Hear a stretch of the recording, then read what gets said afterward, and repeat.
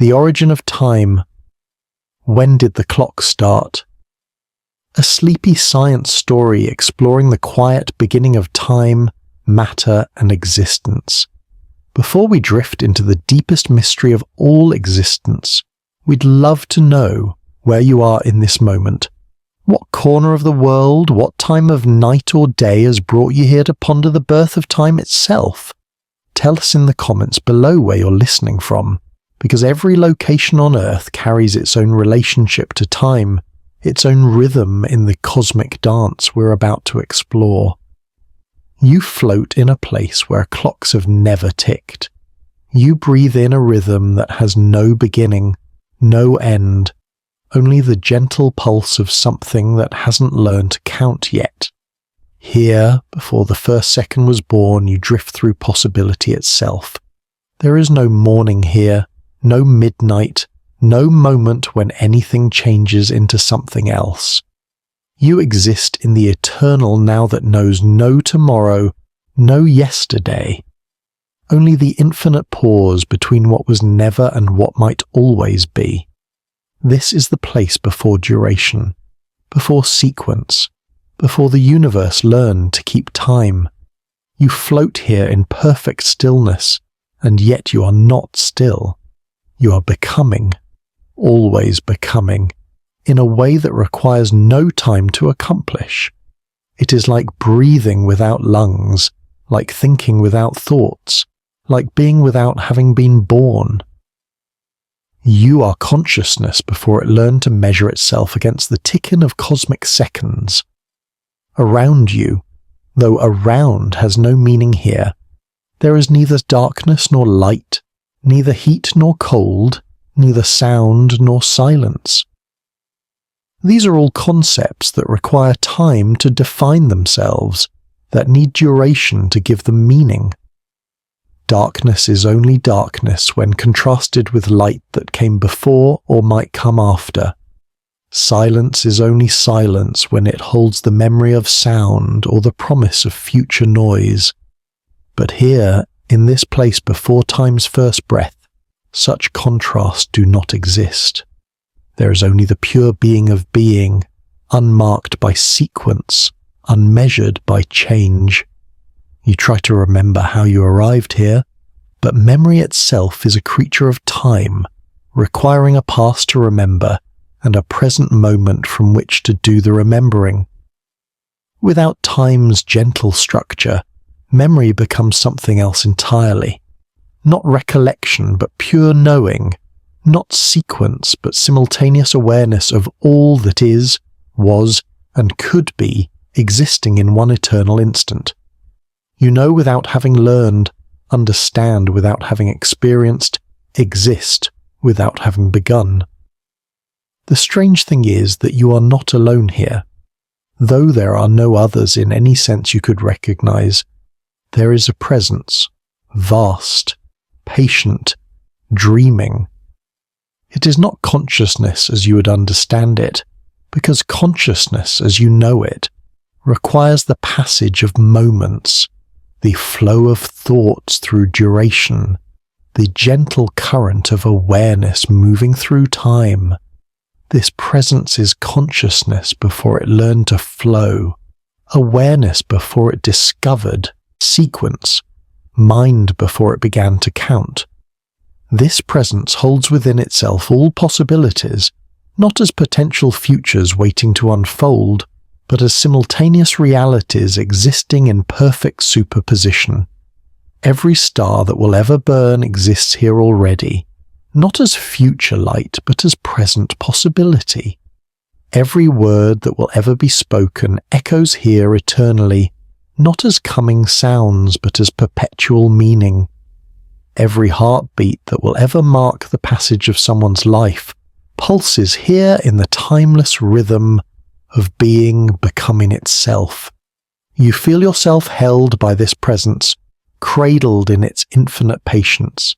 It is not waiting for anything, because waiting requires time, and time has not yet been born.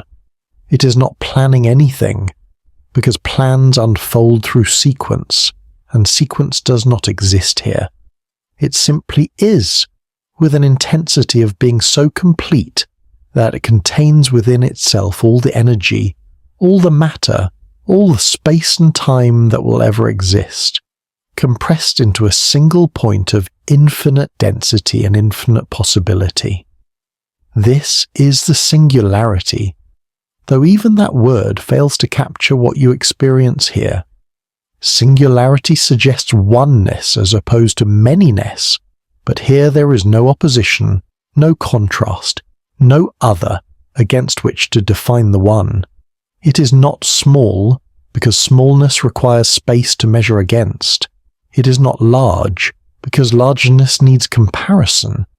It is not heavy, because weight needs gravity, and gravity needs space-time, and space-time sleeps here in perfect potential, dreaming of expansion.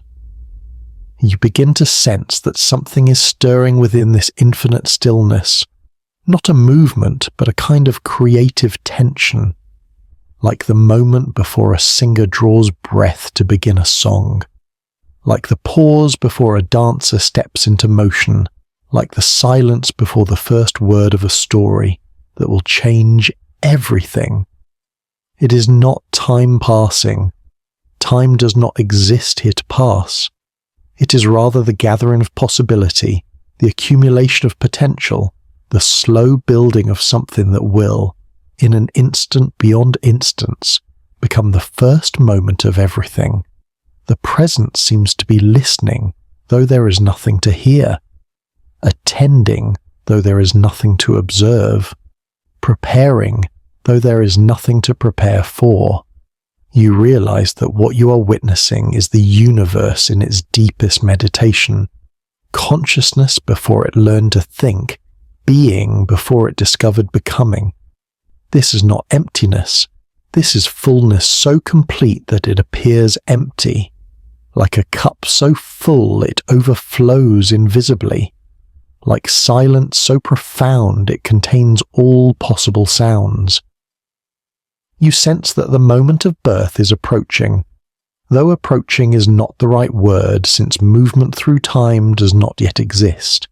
It is more like the gathering of creative intention, the focusing of infinite possibility into the sharp point of actuality. The presence begins to concentrate itself, not in space, for space does not yet exist, but in pure potential, pure readiness, pure creative will, and in this concentration you begin to sense the first stirring of what will become time, not time itself, but the possibility of sequence, the potential for before and after, the promise of duration. It is like watching the formation of the very concept of change, the birth of the idea that things can be different than they are, that existence can have direction, that being can become. This stirring grows stronger, though strength is not the right word. It is more like the deepening of intention, the clarification of purpose, the gathering of all existence into a single point of creative readiness. You feel yourself at the edge of witnessing the most profound moment possible, the moment when eternity gives birth to time, when the infinite creates the finite, when the timeless allows duration to begin. But even as you sense this approaching moment, you realize that you are still floating in the timeless realm, still held in the eternal now that knows no sequence. The birth of time is both imminent and eternal, both about to happen and always happening, both never occurring and forever complete. You are suspended in the paradox of being present at time's origin, while existing outside of time entirely. The presence around you seems to smile, though it has no face, no form, no way of expressing emotion as you would understand it. Yet somehow you sense its deep contentment, its patient joy, its infinite readiness to let go of timelessness and allow the great experiment of duration to begin. It is like a parent preparing to watch a child take their first steps, like an artist about to make the first brushstroke on an infinite canvas, like a dreamer on the verge of awakening into a dream so vivid it will become reality. You float here in this threshold moment, this eternal instant before the first instant, this timeless space where everything that will ever happen already exists in perfect potential, and you begin to understand that what you are about to witness is not just the beginning of time, but the moment when the universe first becomes conscious of itself, when existence first learns to remember, when being first discovers that it can become something other than what it has always been. The stirring reaches its peak, and you sense that in the next moment, the first moment, everything will change. The timeless will give birth to time, the eternal will create duration, the infinite will allow the finite to begin its long journey through sequence and change. But for now, for this eternal now that contains all nows within itself, you drift in perfect stillness, perfect readiness, perfect anticipation of the most beautiful beginning imaginable. And as you float here on the edge of time's birth, you realize that this moment, this timeless moment before the first moment, is not separate from you. You're not observing it from outside. You are part of it, woven into its very fabric, essential to its existence. In some profound sense, you are the consciousness through which the universe is preparing to know itself, the awareness through which eternity is about to discover time, the witness through which the infinite is about to experience the joy of beginning. The presence gathers itself one final time, and you sense that the moment of birth is upon you, not approaching, not coming, but emerging from the very heart of timelessness itself.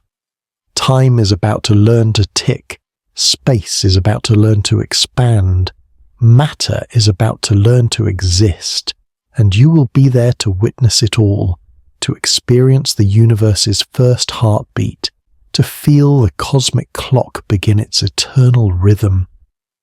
But even as this birth approaches, you remain suspended in the eternal now, understanding that in some deep sense, this moment of time's origin never ends, never begins, but simply is, the eternal creative act through which existence becomes aware of itself, through which consciousness learns to count, through which being discovers the joy of becoming. And then, in a whisper so quiet it takes billions of years for anyone to hear it, it happens. Not with a bang, not with violence or chaos, but with the gentlest possible beginning, like the first breath of a sleeping child, like the first note of a song that will play for eternity, like the first heartbeat of something that has just learned it is alive. The universe does not explode into existence. It breathes itself into being, and with that breath comes time's first tick. In the earliest age that can be called an age, time had not yet learned to unfold properly. It existed, yes, but like a newborn learning to breathe, irregular and uncertain, taking its first tentative steps through the landscape of existence. The universe was smaller than the smallest thought, yet heavy with all the becoming it would ever accomplish. Space and time were not separate entities waiting to be born.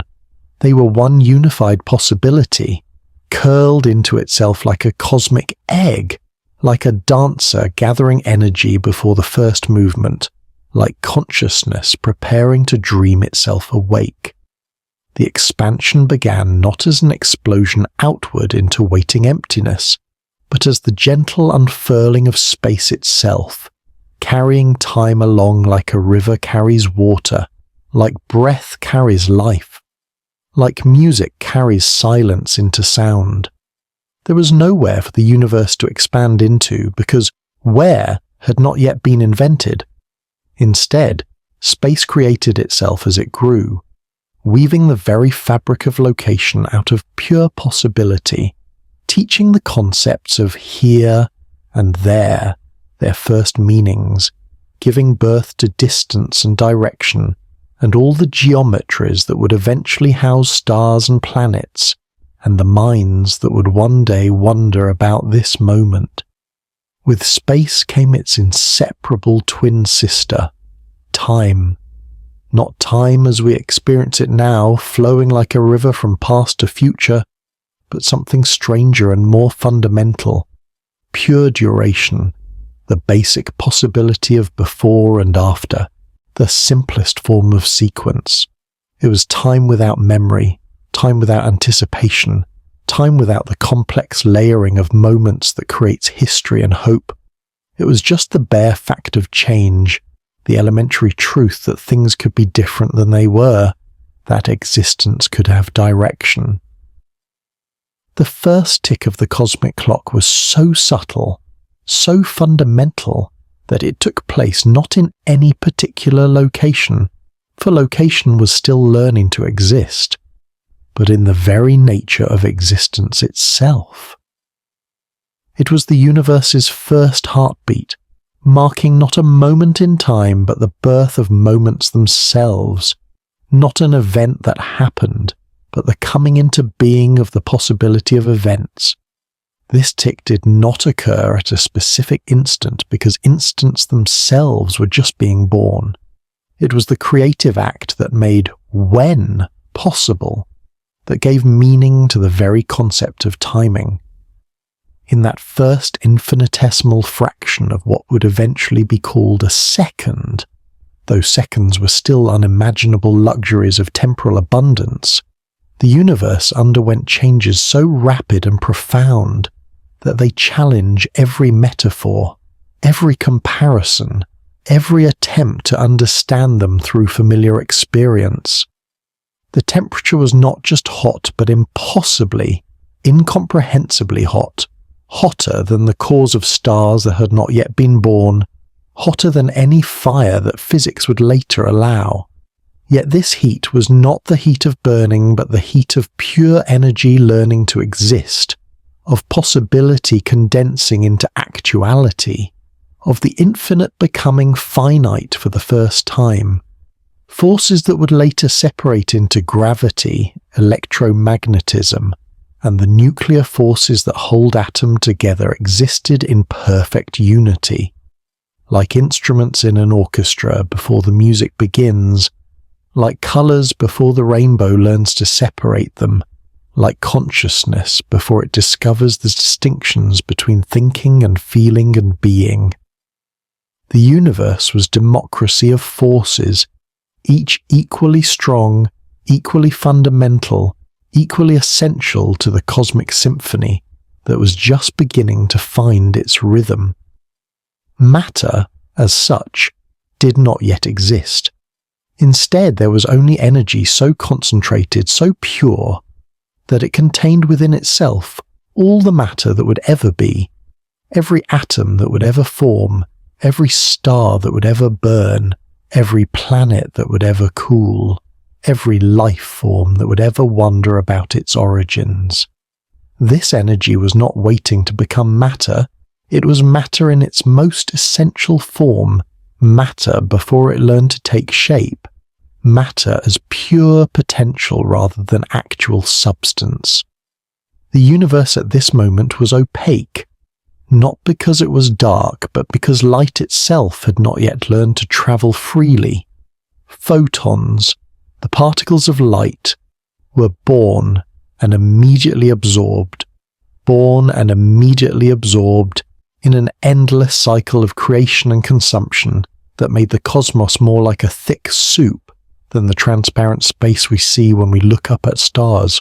Light existed, but it was trapped light, imprisoned light, light that had not yet discovered the freedom of the vast distances it would eventually cross to reach curious eyes billions of years in the future. As the first moments unfolded, and now there were moments distinct and countable, Though no one yet existed to count them, the universe began its most fundamental lesson, learning to cool.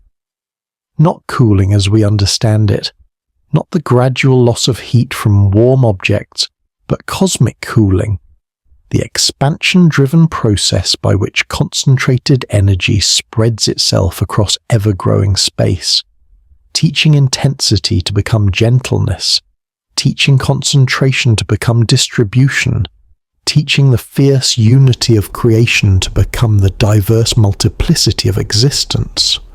With cooling came the first symmetry breaking, the first divergence from perfect unity into the rich complexity that would eventually give rise to chemistry, biology, and consciousness itself. The unified force that had held everything in perfect democratic equality began to separate, like a single voice learning to become a chorus, like white light learning to become a spectrum, like undifferentiated love learning to become the specific loves between specific beings. Gravity separated first, becoming the gentlest of forces but also the most far-reaching, the cosmic architect that would eventually sculpt galaxies and solar systems and the orbital dances of worlds. The universe was learning to have preferences, to treat different things differently, to allow complexity to emerge from simplicity. Where once all particles were essentially identical, now distinctions began to matter. Where once all locations were equivalent, now some places became different from others. Where once all moments were the same, now history began.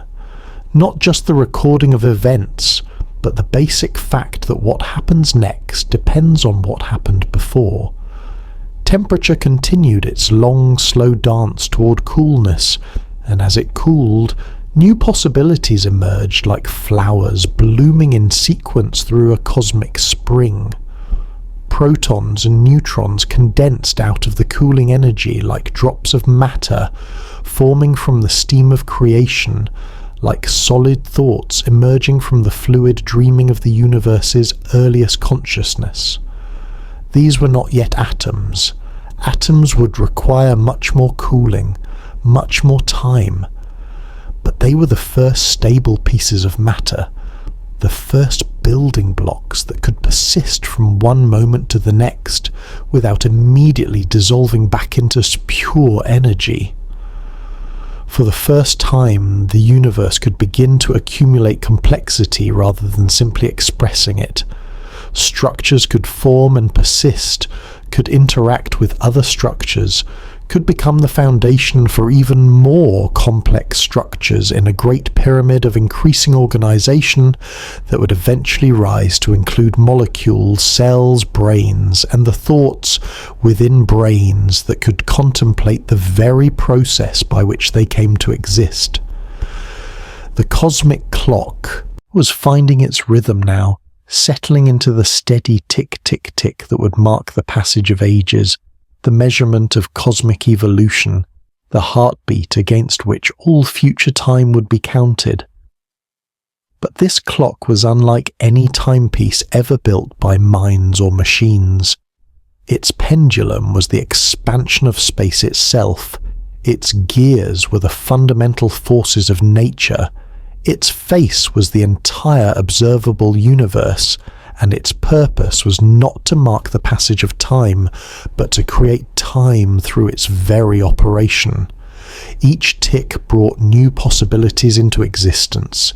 Each tick allowed the universe to become slightly more itself, slightly more complex, slightly more capable of supporting the intricate dances of matter and energy that would eventually give rise to stars, planets, life and consciousness.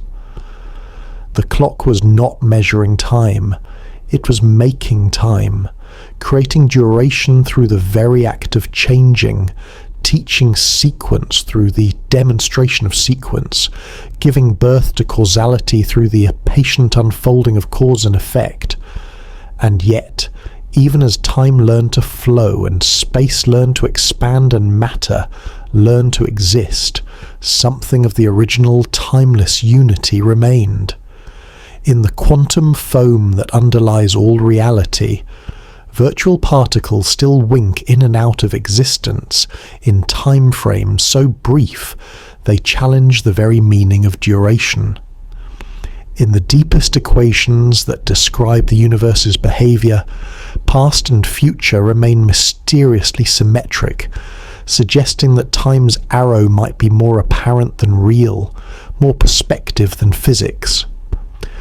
The universe was learning to be both temporal and eternal, both sequential and simultaneous, both historical and timeless.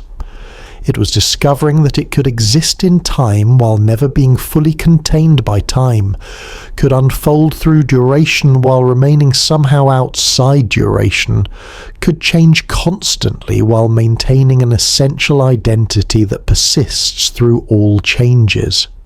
As the cooling continued and the first stable structures took shape, the universe began its long journey toward the complexity that would eventually include observers capable of looking back through time to witness their own origins.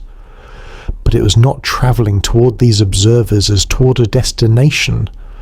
Rather, it was growing into them as a seed grows into a tree, as a thought grows into understanding, as a dream grows into awakening. The observers were not separate from the cosmic process, but were the cosmic process becoming conscious of itself, time learning to remember its own beginning, existence developing the ability to wonder about existence. The first tick had become a rhythm, the rhythm had become a melody, and the melody was beginning to hint at the vast symphony it would eventually become. But for now, in these earliest moments of cosmic time, the universe was still learning the most basic lessons of existence: how to persist, how to change, how to become something more than it had been while remaining essentially itself. The cosmic clock ticked on, patient and inexorable, marking moments that no consciousness yet existed to experience, creating history before anyone existed to remember it, laying down the temporal foundation upon which all future experience would be built. And in each tick, in each moment of cosmic becoming, something of the original timeless mystery remained. But time did not arrive all at once, fully formed and ready to flow like the rivers that would eventually carve through landscapes not yet dreamed. Instead, it learned to flow like water, finding its way down a mountain that is still growing, like music learning its own rhythm through the very act of being played, like consciousness discovering thought through the patient process of thinking itself into existence. The universe was teaching itself the most fundamental skill: how to become rather than simply be, how to unfold rather than simply exist, how to dance through duration rather than rest in eternity.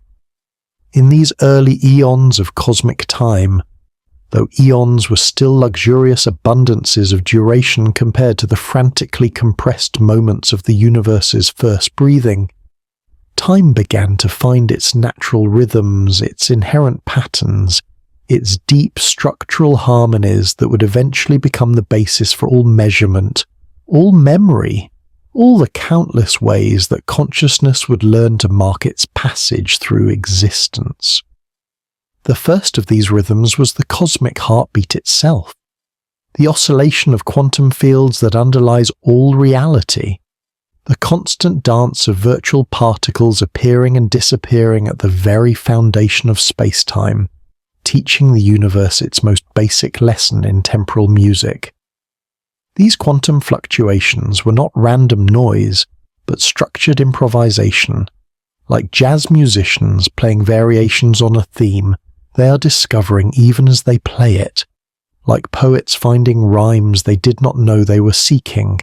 Like dancers learning steps through the grace of movement itself. Each fluctuation lasted for the briefest possible moment, the Planck time, a duration so short that it makes a second seem like an eternity, so fundamental that it might represent the universe's basic unit of temporal experience, the smallest possible tick of the cosmic clock. In these quantum oscillations, matter and energy dance their eternal dance of mutual transformation, particles and waves revealing themselves to be different aspects of the same underlying reality, mass and energy, teaching Einstein's great lesson that they are interchangeable currencies in the cosmic economy of existence. Virtual particles, strange, ghostly entities that exist for such brief moments that they challenge the very meaning of existence, flickered in and out of being like thoughts in the mind of a dreaming universe, like memories that form and dissolve before they can be grasped, like possibilities that become actual just long enough to influence reality before returning to the realm of potential. This quantum heartbeat was the universe's first timekeeper, more fundamental than any atomic clock, more precise than any astronomical observation, more essential than any rhythm that would ever be discovered or created. It was time keeping time with itself, duration measuring its own passage, existence creating the standard against which all future existence would be measured. The universe was learning to count, but it was counting in a language more basic than mathematics, more essential than number, more profound than any symbol system that consciousness would eventually develop to describe the very process by which consciousness itself emerged. As the universe continued its patient cooling, for patience had been built into the very structure of cosmic time, expansion had been designed to unfold gradually rather than instantaneously. Complexity had been programmed to emerge through slow development rather than sudden appearance. These quantum rhythms began to stabilize into longer-lasting patterns. The first atoms began to form, not as sudden crystallizations of order from chaos, but as natural expressions of the cooling universe's increasing ability to support stable structures, persistent identities, durable relationships between parts and wholes. Hydrogen atoms were the first to emerge from the cooling cosmic soup, and with them came the universe's first atomic clocks, not devices built to measure time, but natural phenomena whose very existence was a form of temporal measurement.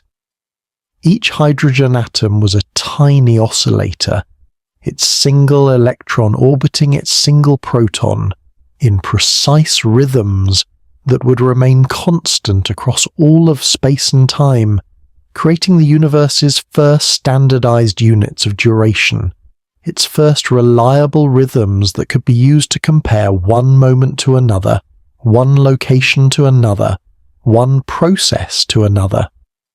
These atomic rhythms were not just keeping time. They were creating time's texture, giving duration its characteristic grain, its specific quality of flow.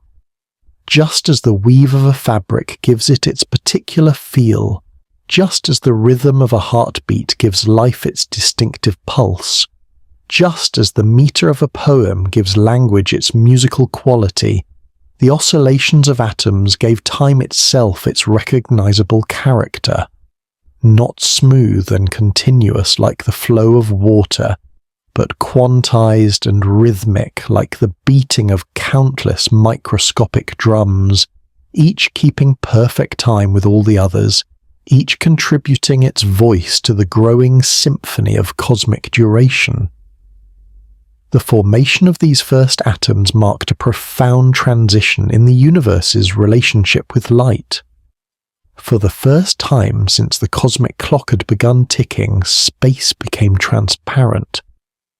Light, which had been trapped in the dense soup of particles and energy like a bird in a cage too small for flight, suddenly found itself free to travel vast distances without immediate absorption, free to carry information from one location to another, free to begin the great journey that would eventually connect all parts of the universe in webs of electromagnetic communication.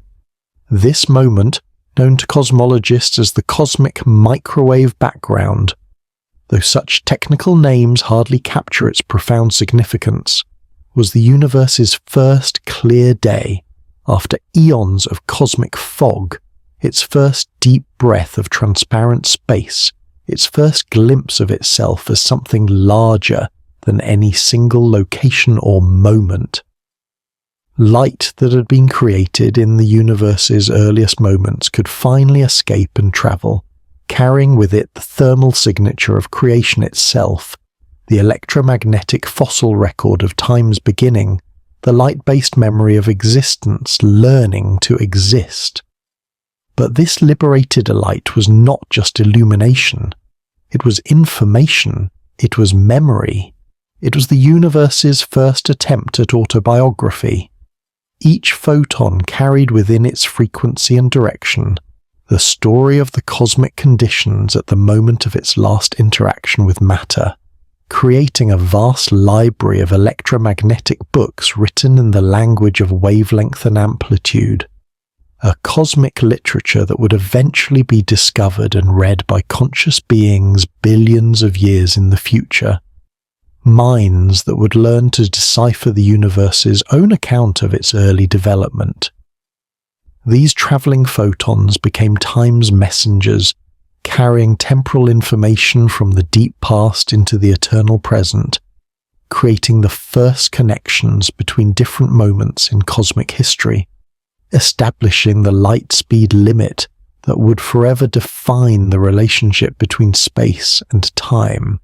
Nothing could travel faster than these messenger photons, which meant that information about any event could only spread through space at light speed, creating light cones of causality that would forever structure the relationship between cause and effect, between past and future, between what can influence what in the cosmic web of temporal connections. As atoms formed and light travelled, and the universe continued its patient expansion and cooling, more complex rhythms began to emerge. Groups of atoms began to clump together under the gentle influence of gravity, creating the first gravitational dances, the first orbital rhythms, the first celestial mechanics that would eventually give rise to planets circling stars, moons circling planets, and all the astronomical cycles that would provide later consciousness with its first large-scale timekeepers, the daily rotation of worlds, the yearly orbit of planets, the monthly phases of moons, the seasonal rhythms that would eventually teach life the deep patterns of temporal change. But these gravitational rhythms operated on vastly different time scales than the quantum oscillations that had provided the universe's first temporal patterns. Where quantum events happened in Planck times, durations so brief that they made nanoseconds seem like geological ages, gravitational processes unfolded over millions and billions of years, creating time's first experience with the vast range of scales that would characterize temporal existence, from the nearly instantaneous to the practically eternal, from the quantum flutter to the cosmic waltz, from the microscopic tick to the galactic tock. The universe was learning that time was not uniform, not a single steady flow like a river moving at constant speed, but a complex symphony of interwoven rhythms, each operating at its own scale, each contributing its own voice to the growing complexity of temporal experience. Some processes happened so quickly that they were essentially instantaneous from the perspective of slower processes. Others unfolded so gradually that they seemed eternal from the viewpoint of faster rhythms. Time was revealing itself to be not one thing, but many things, Not a single flow, but a braided river with currents moving at different speeds, eddies and rapids and deep still pools, all coexisting in the same temporal landscape.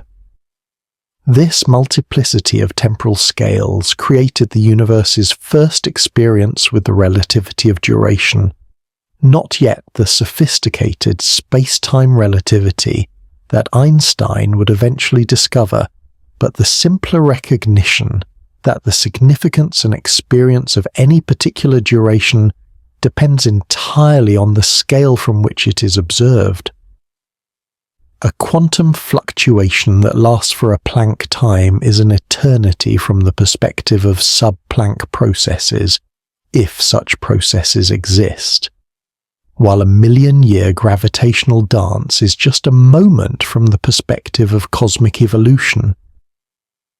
The universe was developing its first intuitions about the relationship between time and perspective, duration and scale, rhythm and consciousness. It was learning that time is not just duration but relationship. The relationship between different processes operating at different scales. The relationship between observer and observed. The relationship between the part and the whole in the vast temporal symphony that existence was becoming. Matter continued to cool and condense, and with this cooling came the universe's first lessons in irreversibility, its first encounter with time's arrow. The hot, dense, highly organized energy of the early universe could not be recovered. The expansion and cooling were one-way processes that created genuine history, genuine change, genuine development from simpler to more complex states. The universe was learning that while some processes were reversible, an electron could absorb a photon and then emit it, a virtual particle could appear and then disappear. The overall trajectory of cosmic development moved in only one direction, from simple to complex, from uniform to diverse, from potential to actual. This irreversibility was not a limitation but a creative principle, not a loss but a gain, not entropy in the sense of decay but entropy in the sense of increasing possibility, increasing information, increasing capacity for complex relationships and intricate patterns. The universe was not running down but growing up, not losing organization but discovering new forms of organization, not approaching death but approaching ever more sophisticated forms of life. And as these lessons in temporal complexity unfolded across the expanding cosmos, as quantum rhythms gave rise to atomic oscillations which gave rise to gravitational dances, which gave rise to the vast astronomical cycles that would eventually provide the temporal framework for consciousness itself, the universe began to develop something that might be called temporal intuition. Not consciousness as we know it, but a kind of structural awareness, a systematic responsiveness to temporal patterns, a built-in capacity for rhythm and duration and sequence that would eventually provide the foundation for all conscious experience of time. The cosmic clock had found not just one rhythm, but countless rhythms, not just one tempo, but a full spectrum of tempos, not just one way of keeping time, but infinite ways of creating, measuring, and experiencing duration. Time was becoming not just the dimension in which things happen, but the creative medium through which increasingly complex things could learn to happen, the temporal soil in which the seeds of consciousness were being planted long before anyone existed to tend the garden of awareness that would eventually bloom in the deep future of cosmic development. We have always felt time's mystery in our bones, haven't we? Long before Einstein showed us that time could bend and stretch, like warm honey in the gravity of massive objects, long before quantum mechanics revealed that duration itself might be granular rather than smooth, woven from discrete moments rather than continuous flow. Our ancestors felt the deep rhythms of existence pulsing through their lives like blood through veins, like breath through lungs, like seasons through the endless cycle of birth and death and rebirth that defines all earthly experience. They looked up at the wheeling stars and saw not distant suns but cosmic timepieces, celestial clocks marking the passage of something far grander than human days and nights, something that connected the rhythm of their own heartbeats to the vast pulses of galactic rotation, the dance of planets, the breathing of the universe itself. In the ancient wisdom traditions that emerge from humanity's first encounters with cosmic time, we find recognition of truths that modern physics has only recently begun to rediscover: that time is not uniform, not linear, not the simple progression from past through present to future that our everyday experience suggests, but something far stranger and more wonderful: a spiral, a cycle, a vast breathing pattern in which past and future are not separate destinations, but different phases of an eternal present that includes all moments within its infinite embrace. The Mayans, those master timekeepers of Mesoamerica, saw time not as a straight line, extending from some definite beginning towards some eventual end, but as a series of nested cycles, wheels within wheels, great cosmic gears turning at different rates and creating complex interference patterns of meaning and possibility. Their calendar was not just a tool for marking days and months and years, but a sophisticated attempt to map the deep structure of temporal reality itself, to chart the hidden harmonies between different scales of cosmic rhythm, to find the patterns that connect the pulse of human life to the vast cycles of planetary motion, stellar evolution, and galactic transformation. They understood, in their own mythological language, what modern cosmology expresses in mathematical equations: that time is not empty duration waiting to be filled with events, but structured possibility, patterned potential, organized creative capacity that shapes the very nature of what can happen within its embrace. The Mayan concept of time as cyclical rather than linear reflected their deep intuition that creation is not a single event that happened once in the distant past, but an ongoing process, a continuous creative act that is always happening, always beginning, always returning to its source in order to begin again. In their vision, we are not moving away from the moment of creation, but spiraling around it, returning to it from new angles, experiencing it from different perspectives, participating in it from our own unique temporal location. The universe is not aging in the sense of moving further from its origin, but maturing in the sense of exploring all the possibilities that were present in embryonic form at the moment of its birth.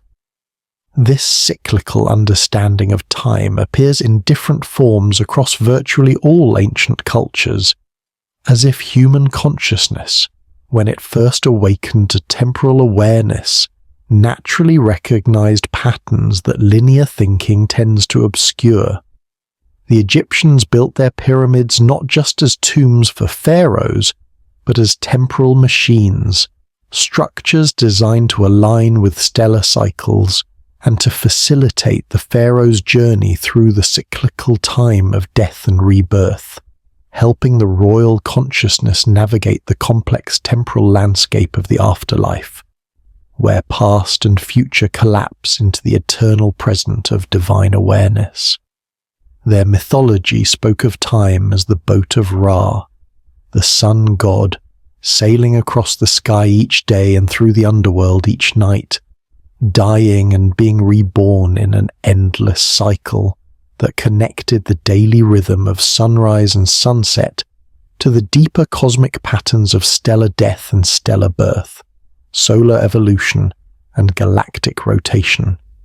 In this vision, time is not a river flowing in one direction, but an ocean with currents and tides, storms and calms, depths and surfaces, all interconnected in a vast hydrological system that includes every possible temporal experience. The Hindu tradition took this cyclical vision to its logical extreme, imagining time as the breathing of Brahma, the creator god, whose inhalations and exhalations span such vast durations that entire universes are born, evolve, and die within single breaths. A kalpa, one day in the life of Brahma, lasts 4.32 billion years, roughly the age of the Earth itself, while a full cosmic cycle spans trillions upon trillions of years, durations so vast that they approach the infinite while remaining technically finite, creating a temporal framework that can accommodate both the immediate intimacy of human experience and the unimaginable scales of cosmic evolution. In this vision, we are not living in linear historical time moving from creation towards some final destination, but in cyclical cosmic time where every moment is both unique and eternal, both historical and mythical, both individual and universal. The universe breathes itself into existence and then breathes itself back into potential, over and over again, each cycle slightly different, but essentially the same cosmic song played in infinite variations, each performance adding new harmonies to the eternal symphony, while never departing from the fundamental melody of existence, becoming aware of itself. These ancient insights into time's true nature were not primitive superstitions later corrected by scientific understanding, but profound intuitions about temporal reality that modern physics has largely confirmed, though in different language and with different metaphors. When Einstein discovered that time is relative to the observer, that duration depends on velocity and gravitational field strength, that simultaneity is not absolute but varies depending on one's frame of reference, he was uncovering mathematically what indigenous wisdom traditions had always known experientially, that time is not uniform container within which events occur, but flexible medium that participates actively in the very events it seems merely to contain.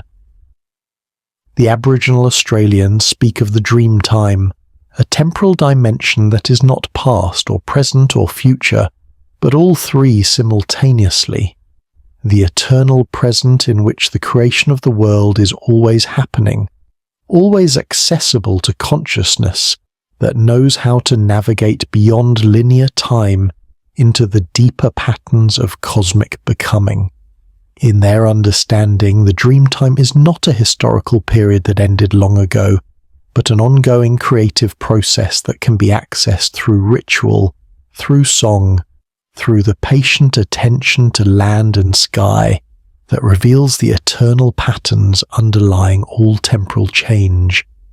Their song lines, invisible pathways across the continent that mark the routes taken by ancestral beings during the dream time, are simultaneously geographical maps and temporal maps, tracing not just where to walk across physical space but when to sing particular songs.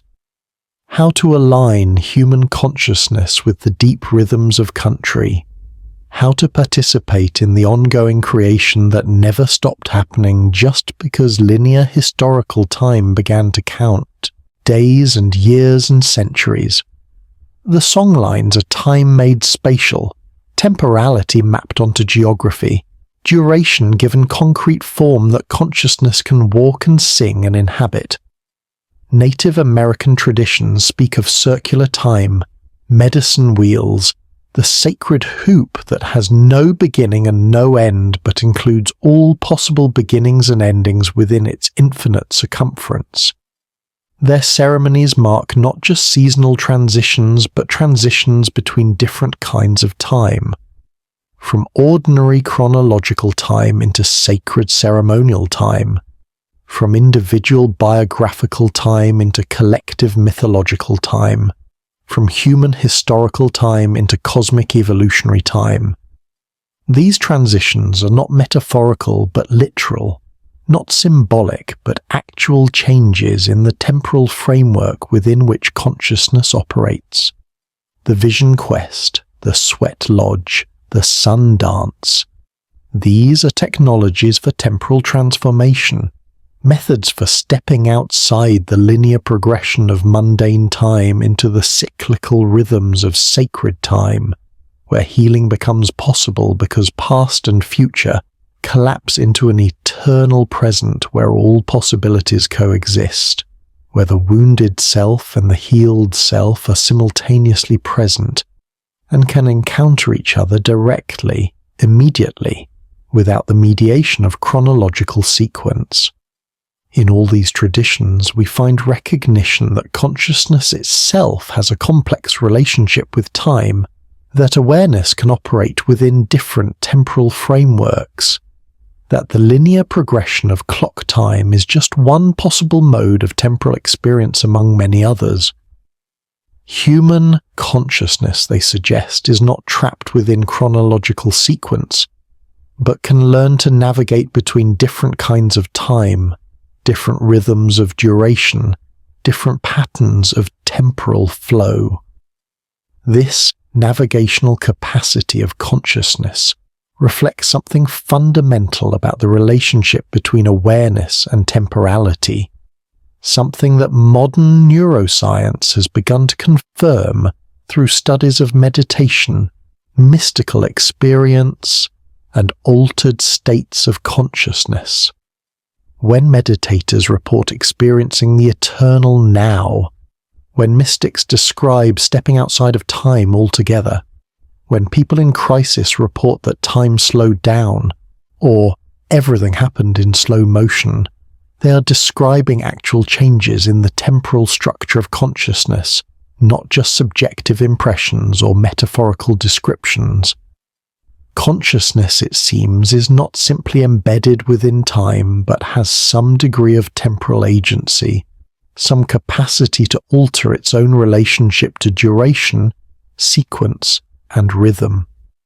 This suggests that the ancient understanding of time as cyclical, as navigable, as something that consciousness can learn to work with rather than simply submit to, reflects genuine insight into the nature of temporal reality rather than primitive confusion about the true linear nature of time.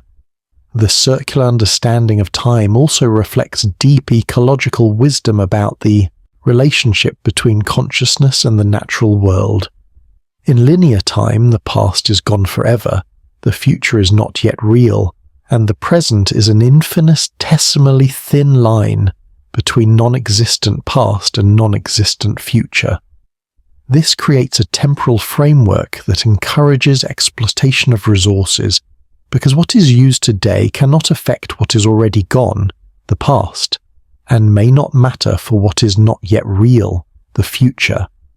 But in circular time, the past is not gone but dormant, waiting to return in new forms, and the future is not absent but present in seed form, already existing as potential that current actions can nurture or destroy. What we do today affects not just some hypothetical future, but the eternal patterns that govern all temporal experience, the cosmic cycles that will eventually bring all consequences back to their origins in transformed but recognizable forms. This cyclical temporal framework naturally supports sustainable relationship with the natural world, because it recognizes that nothing is ever truly discarded, nothing is ever permanently lost, nothing ever disappears without eventually returning in some form to the consciousness that created it. The circle of time is also the circle of responsibility, the recognition that all actions participate in eternal patterns that transcend individual biography, while including all individual biographies within their vast circumference. As we contemplate these ancient wisdom traditions and their sophisticated understanding of time's true nature, we begin to see that the linear progression from past through present to future that seems so obvious to modern consciousness might be not the discovery of time's true nature, but the forgetting of deeper temporal truths that indigenous cultures never lost, the trading of cyclical wisdom for linear convenience, the sacrifice of temporal depth for chronological efficiency. Perhaps what we call progress is not movement toward greater understanding of time, but movement away from time's deeper mysteries, not evolution toward temporal truth, but devolution away from temporal wisdom. Perhaps the ancient understanding of time as sacred, as cyclical, as navigable by consciousness, as breathing rather than flowing, as spiral rather than linear, represents not primitive confusion, but sophisticated insight into temporal reality that modern civilization has temporarily forgotten, but is beginning to remember as physics reveals the strange, non-linear, observer-dependent nature of time itself. The universe that began with quantum oscillations and atomic rhythms and gravitational dances eventually gave birth to consciousness capable of recognizing these patterns, capable of participating consciously in temporal creation, capable of learning to navigate between different kinds of time with the same skill that ancient mariners learned to navigate between different kinds of weather, different currents, different winds.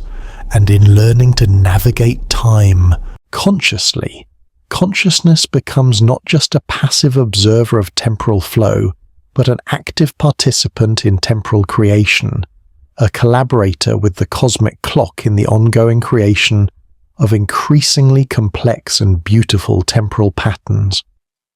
But time held deeper secrets than even the most sophisticated ancient wisdom traditions had imagined. Mysteries that would remain hidden until human consciousness developed the mathematical tools and experimental methods necessary to probe the fundamental structure of temporal reality itself. In the early 20th century, a young patent clerk named Albert Einstein began to ask questions about the nature of time that would revolutionize not just physics, but our entire understanding of what it means to exist in a temporal universe, what it means to experience duration, what it means to live within the flowing river of moments that carries all consciousness from birth toward death, and perhaps beyond. Einstein's great insight began with a simple but profound question. What does it mean for two events to happen at the same time? This question, which seems almost trivial at first glance, opened up depths of temporal mystery that had been invisible to all previous investigation. If two events happen simultaneously, Einstein wondered, simultaneous according to whom? From whose perspective? Using what method of measurement? And as he pursued these questions with the relentless logic that would eventually reshape our understanding of reality itself, he discovered that the present moment, this now, that feels so solid beneath our feet, so absolute in its immediacy, so universal in its presence, is not the same for everyone. The simultaneity that we take for granted, the assumption that there is a single cosmic now, stretching across the entire universe like a vast temporal horizon that includes all of space at a single moment, dissolves under careful examination into something far stranger and more wonderful, a multiplicity of present moments, each valid from its own perspective, each equally real from its own frame of reference, each carrying its own unique relationship to the flow of duration through the cosmos. Time, Einstein discovered, is not a universal container within which all events occur in fixed sequence, but a personal dimension that each observer carries with them like a private rhythm, like an individual heartbeat, like a unique song that consciousness sings as it moves through space. The faster you move through space, the slower you move through time. This is not metaphor but literal truth, not philosophical speculation but measurable physical reality. A traveller moving at high velocity relative to a stationary observer experiences time flowing more slowly, aging more gradually, participating in duration at a different rate than the observer who remains at rest. The effect is subtle at ordinary velocities. The difference between walking and running creates time dilation measured in nanoseconds, but it becomes dramatic as speeds approach the ultimate cosmic speed limit, the velocity of light itself. At light speed, time stops entirely.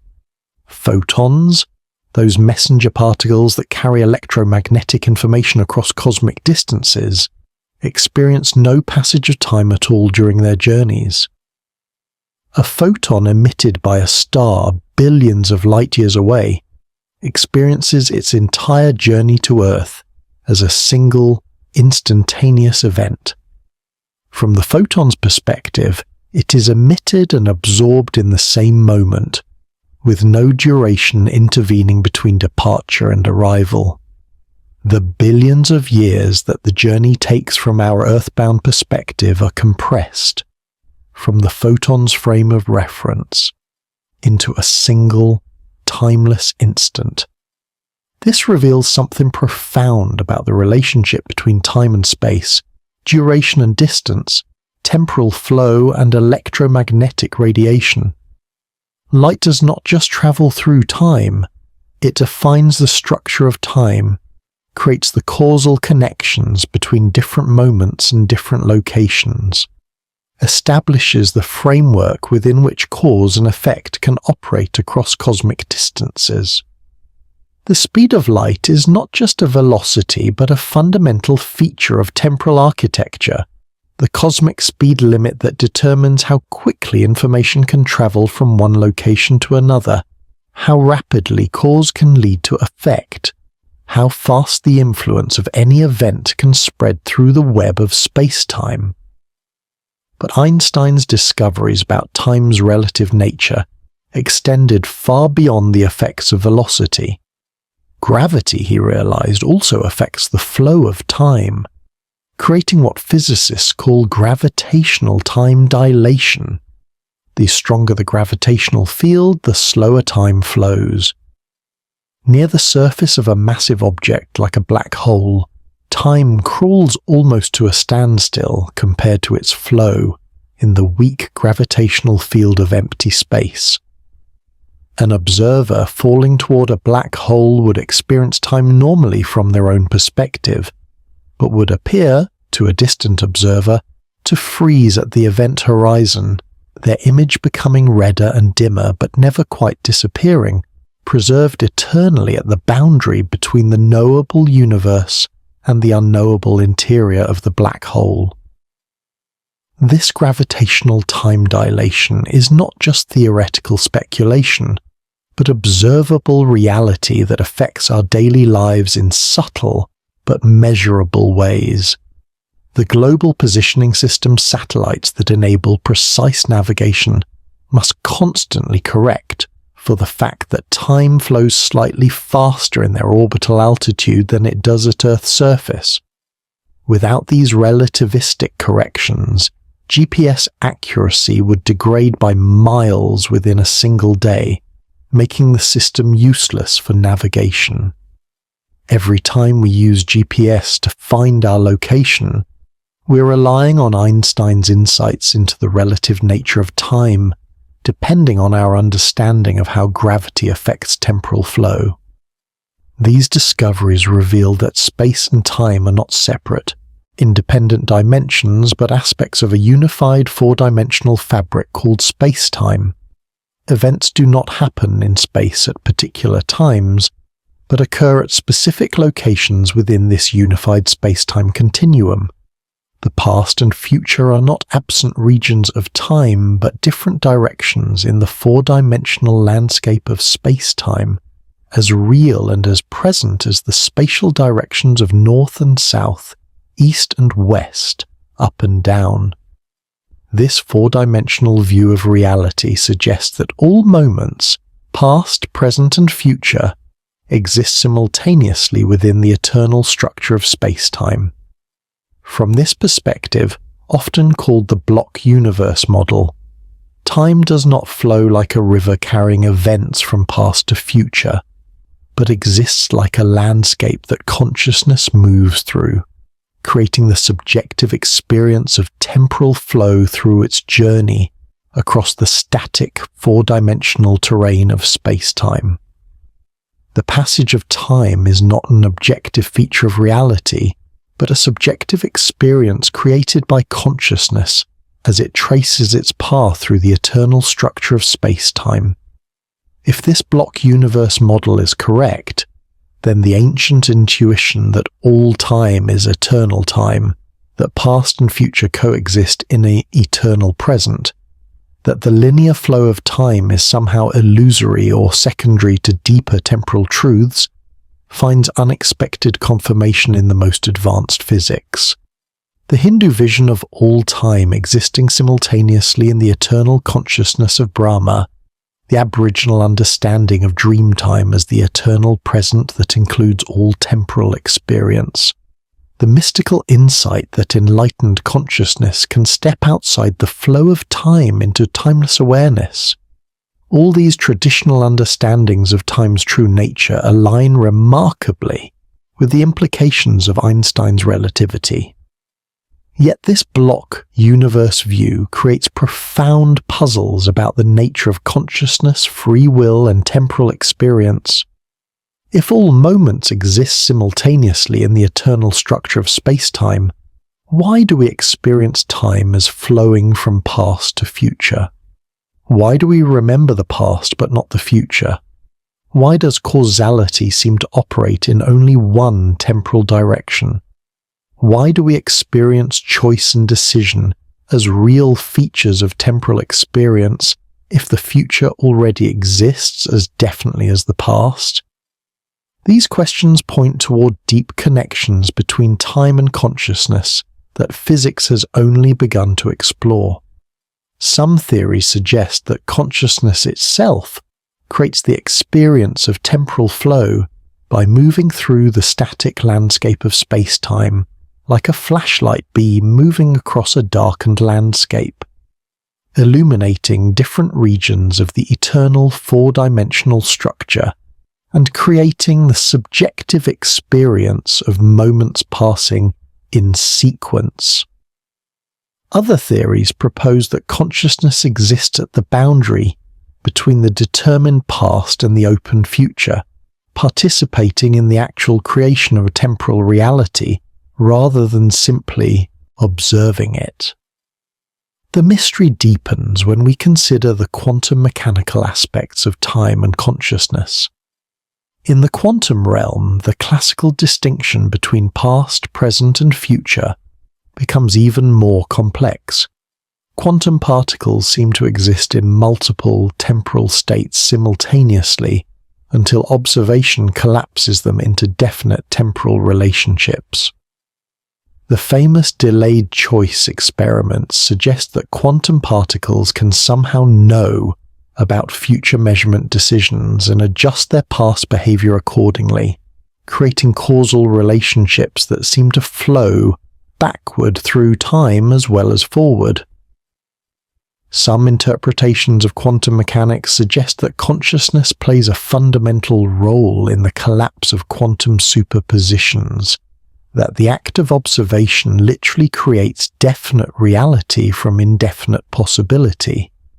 If this is true, then consciousness is not just passively observing the flow of time, but actively participating in the creation of temporal reality, helping to determine which possibilities become actual, which potential futures become real presents, which quantum superpositions collapse into classical definiteness.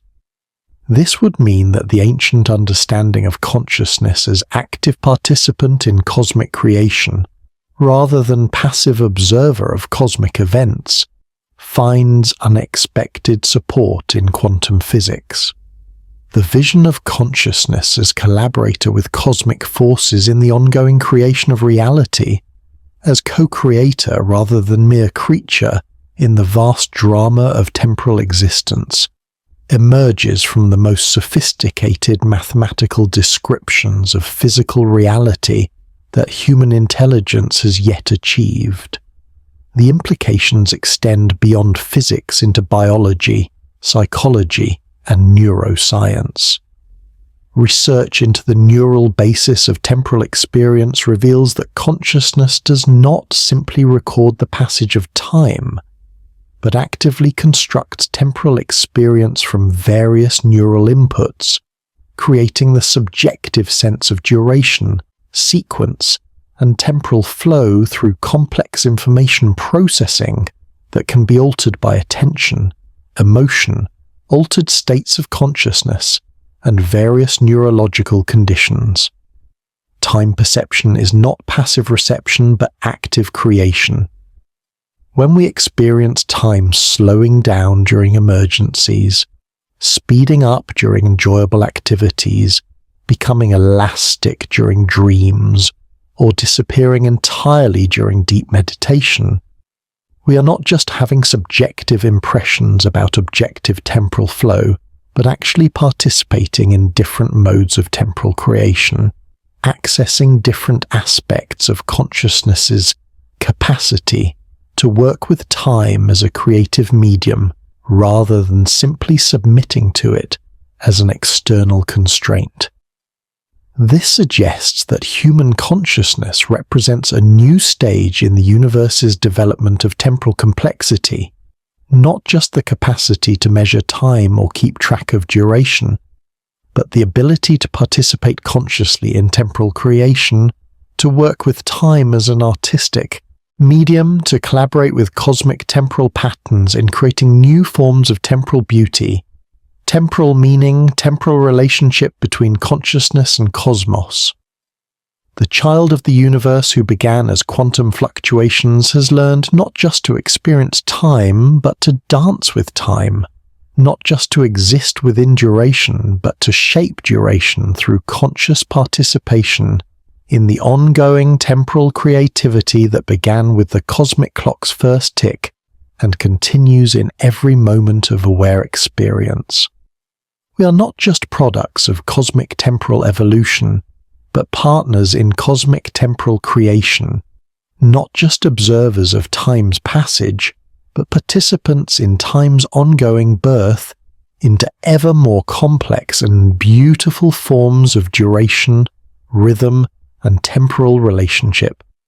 And yet, even as relativity reveals time's personal, relative, observer-dependent nature, even as quantum mechanics suggest consciousness's active role in temporal creation, even as neuroscience shows temporal experience to be constructed rather than simply received, the fundamental mystery of time's origin remains. Why does time exist at all? Why is there duration rather than eternal timelessness? Why does the universe unfold through sequence rather than existing in pure simultaneity? These questions point toward even deeper mysteries about the relationship between time and existence, consciousness and cosmos, the temporal and the eternal. In the quantum realm, where particles dance at the very foundation of reality, time becomes even stranger than Einstein's relativity suggested, taking on characteristics that challenge not just our intuitive understanding of temporal flow, but our most basic assumptions about causality, sequence, and the relationship between past and future. Here, in the microscopic domain where the building blocks of matter and energy obey rules so foreign to everyday experience that they seem more like dream logic than physical law, time reveals aspects of its nature that suggest the universe's temporal structure might be far more fluid, far more mysterious, far more dependent on consciousness than even the most radical interpretations of relativity had dared to propose. Quantum particles exist in what physicists call superposition, a state of being that includes multiple possibilities simultaneously, until the moment of observation collapses these possibilities into a single definite reality. But superposition is not just spatial. Particles can exist in multiple locations at once. It is also temporal. Quantum systems can exist in multiple temporal states simultaneously, experiencing different sequences of events, different causal relationships, different histories all at the same time, until consciousness intervenes through the act of measurement to select which temporal reality becomes actual, which sequence becomes the definite past, which causality becomes the established relationship between cause and effect. This temporal superposition suggests that the past itself might not be as fixed, as definitively established, as our classical understanding of time assumes.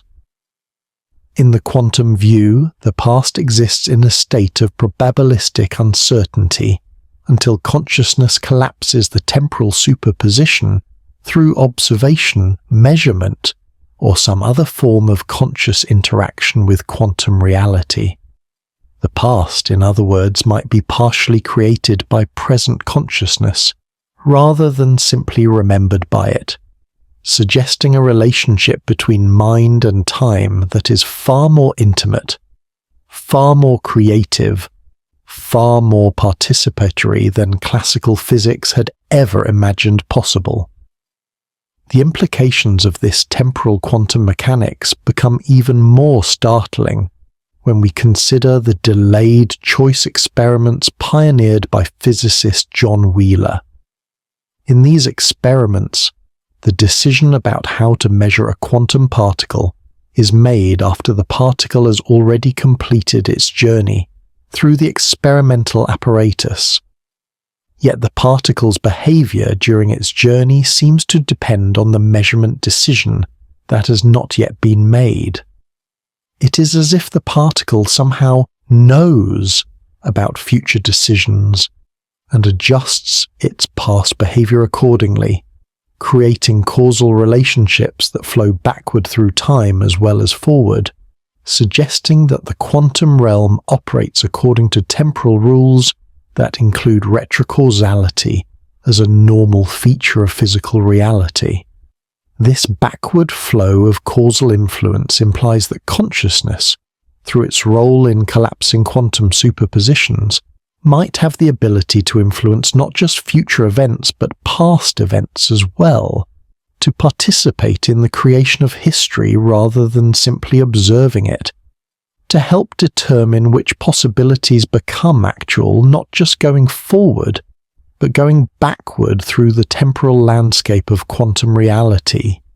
If this interpretation is correct, then the ancient shamanic understanding of consciousness as capable of traveling through time, of healing past wounds through present awareness, of changing history through ritual intervention, finds unexpected support in the most advanced mathematical descriptions of physical reality. The quantum mechanical view of time also suggests that duration itself might be quantized, composed of discrete temporal units rather than smooth continuous flow.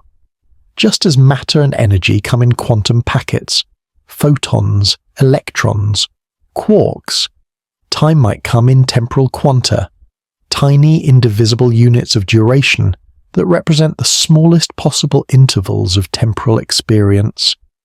These temporal atoms will be incredibly small, on the order of Planck time, roughly 10 to the negative 43rd seconds, but their existence would mean that time has a granular structure rather than a smooth texture. That temporal flow is more like the frames of a cosmic movie, clicking by at unimaginably high speed than like the smooth flow of a temporal river.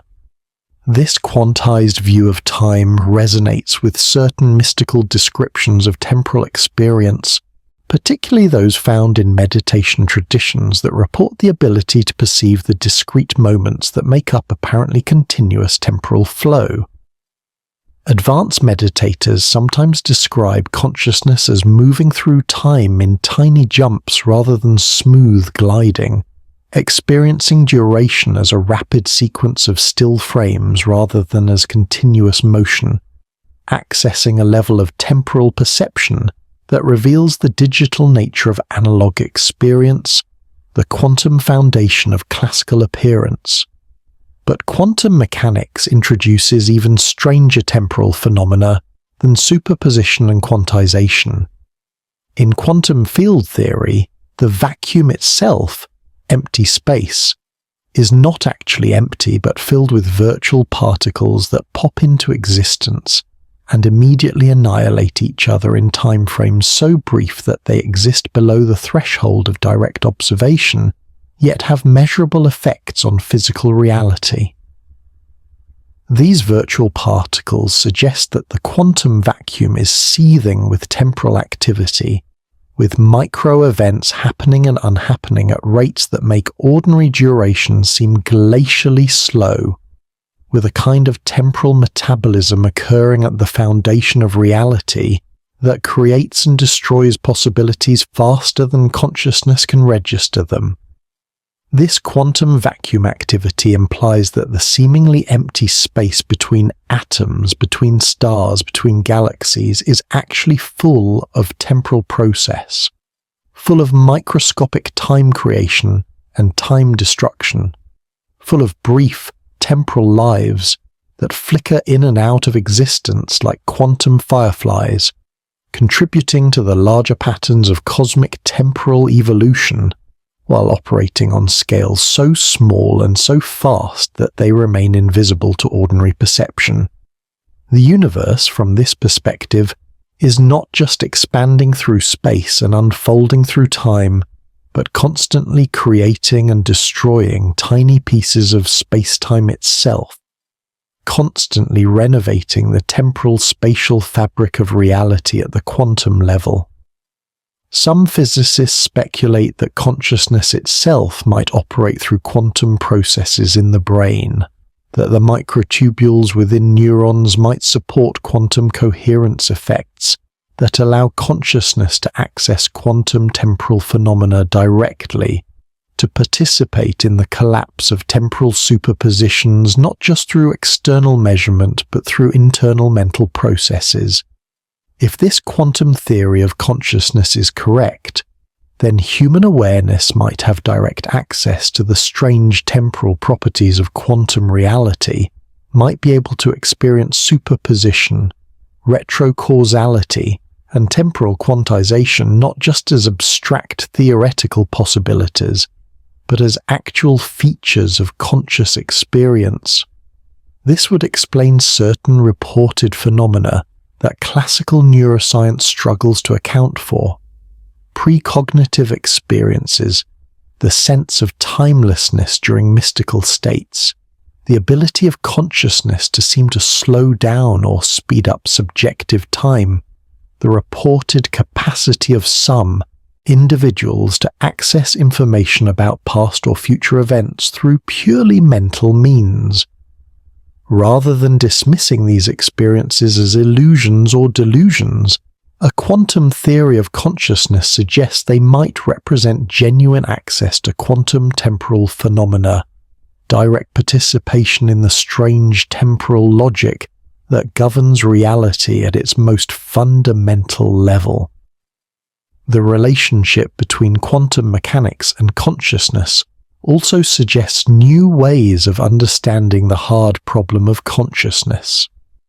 The question of how subjective experience arises from objective physical processes.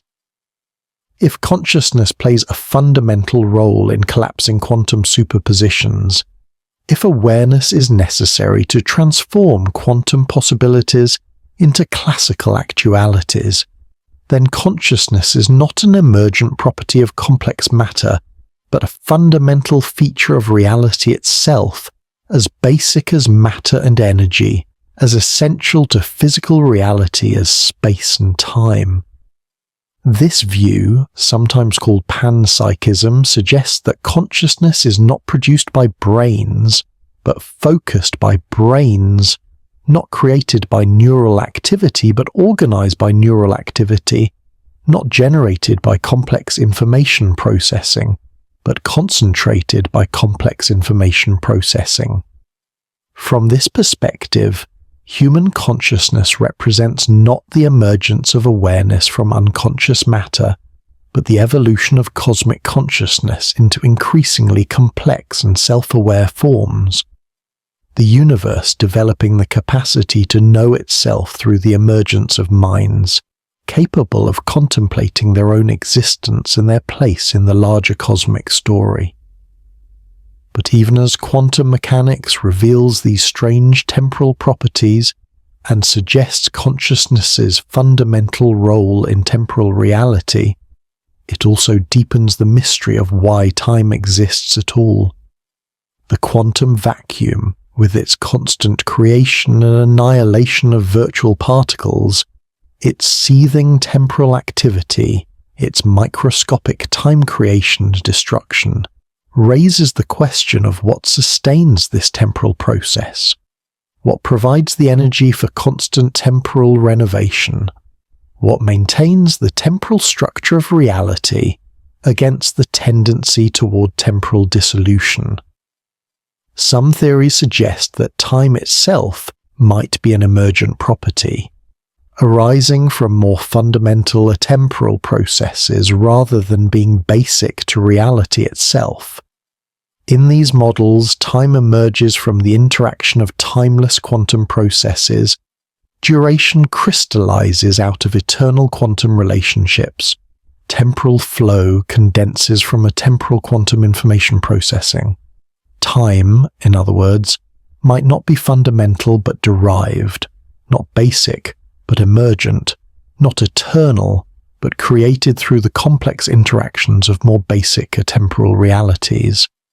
This emergent view of time suggests that the question, when did time begin, might be based on a category error, like asking, what is north of the North Pole? Or, what color is Wednesday? Time might not have begun at any particular moment because beginning itself is a temporal concept that only makes sense within an already existing temporal framework. Time might not have been created at a specific instant because instants themselves are features of temporal reality that cannot exist prior to the emergence of time itself. Instead, time might have emerged gradually, probabilistically, through the increasing complexity of quantum interactions, through the development of increasingly stable patterns of quantum coherence, through the evolution of quantum systems capable of maintaining temporal relationships over increasingly long durations. The cosmic clock might not have started ticking at a definite moment, but might have learned to tick through the gradual development of temporal coherence in the quantum processes that underlie physical reality. This gradual emergence of time would parallel the gradual emergence of consciousness, suggesting deep connections between temporal development and the development of awareness. Just as consciousness seems to emerge from the increasing complexity of information processing systems, time might emerge from the increasing complexity of quantum interaction systems. Just as awareness develops from simple responsiveness through more complex forms of information integration toward full self-consciousness, time might develop from simple quantum processes through more complex temporal relationships toward the full temporal structure that supports historical consciousness, memory, anticipation, and the rich temporal experience that characterizes human awareness. The quantum universe, with its temporal superpositions, its backward causality, its discrete temporal units, its seething vacuum activity, its intimate relationship with consciousness, reveals time to be far stranger, far more mysterious, far more connected to awareness than classical physics had ever suspected. Yet these quantum insights into time's nature also point toward even deeper questions about the relationship between existence and duration, between being and becoming, between the eternal and the temporal. Why does anything exist temporally rather than eternally? Why does reality unfold through process rather than simply being in perfect stasis? Why does existence choose becoming over being, development over completion, history over eternity? These questions suggest that the mystery of time's origin is ultimately inseparable from the mystery of existence itself. That understanding why time began requires understanding why anything begins, why anything happens, why anything becomes rather than simply being what it always was and always will be. And as we contemplate these deepest questions about time and existence, consciousness and reality, we begin to sense that we are approaching the heart of the cosmic mystery, the central puzzle that connects the quantum mechanical strangeness of microscopic temporal reality to the relativistic flexibility of macroscopic temporal experience to the ancient wisdom, tradition's insights into time's cyclical nature to the immediate experience of consciousness, moving through duration toward an unknown future that might already exist in the eternal structure of space-time, or might be created moment by moment through the conscious participation of awareness in the ongoing temporal creativity of the universe. But there is one aspect of temporal reality that seems to resist all attempts to explain it away, one feature of time's nature that remains stubbornly asymmetric, even in the face of quantum strangeness and relativistic flexibility. Time's arrow, the directional flow that carries all experience from past through present toward future, never in reverse, never sideways, never in circles despite the ancient wisdom about cyclical time. Why does time have a direction? Why do we remember the past but not the future? Why do eggs never unscramble themselves? Why do flowers never unbloom? Why do we never grow younger instead of older? Why does entropy always increase rather than decrease? Why does the universe seem to be running irreversibly from order toward disorder, from concentration toward dissipation, from information toward randomness? The mystery of time's arrow points toward something fundamental about the relationship between time and physical process, between duration and development, between sequence and significance. In the microscopic realm of individual particles, most physical laws are time reversible. A collision between two particles looks equally valid, whether we run the film forward or backward. An electromagnetic interaction operates according to equations that remain unchanged. If we substitute negative time for positive time, a quantum process obeys mathematical descriptions that treat past and future symmetrically. Yet, in the macroscopic realm of everyday experience, time's arrow is unmistakable, irreversible, as obvious as the difference between childhood and old age, as clear as the distinction between cause and effect, as definite as the contrast between memory and expectation. This asymmetry between microscopic time reversibility and macroscopic temporal direction suggests that time's arrow is not fundamental to the basic laws of physics, but emerges from something else, something statistical, something thermodynamic, something related to the behavior of large collections of particles rather than individual particles themselves. The answer, most physicists believe, lies in the second law of thermodynamics, the principle that entropy, roughly speaking the amount of disorder or randomness in a system, always increases over time in isolated systems, never decreases, creating an irreversible thermodynamic arrow that points from states of lower entropy toward states of higher entropy, from order toward disorder, from organization toward randomization. But what is entropy really? The concept seems simple enough at first glance. Entropy measures disorder, and disorder naturally increases over time because there are more ways for things to be disorganized than organized, more ways for energy to be spread out than concentrated, more ways for information to be scrambled than clearly arranged. A neat pile of papers will gradually become messy if left alone. But a messy pile of papers will never spontaneously organize itself into neat order. Hot coffee will gradually cool to room temperature, but room temperature coffee will never spontaneously heat itself up. These everyday examples seem to illustrate entropy's inexorable increase, time's thermodynamic arrow pointing from order toward disorder with statistical certainty if not absolute necessity.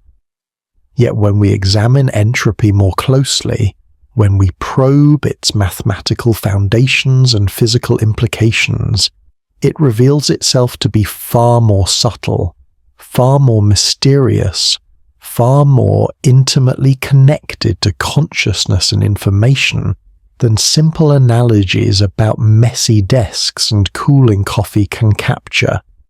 Entropy is not just about physical disorder, but about information, not just about energy distribution, but about knowledge, not just about statistical mechanics, but about the relationship between observer and observed, knower and known, consciousness and cosmos. In information theory, entropy measures not physical disorder, but informational uncertainty, the amount of information required to specify the exact state of a system, the degree of surprise associated with learning the system's actual configuration, the quantity of knowledge necessary to predict the system's behavior.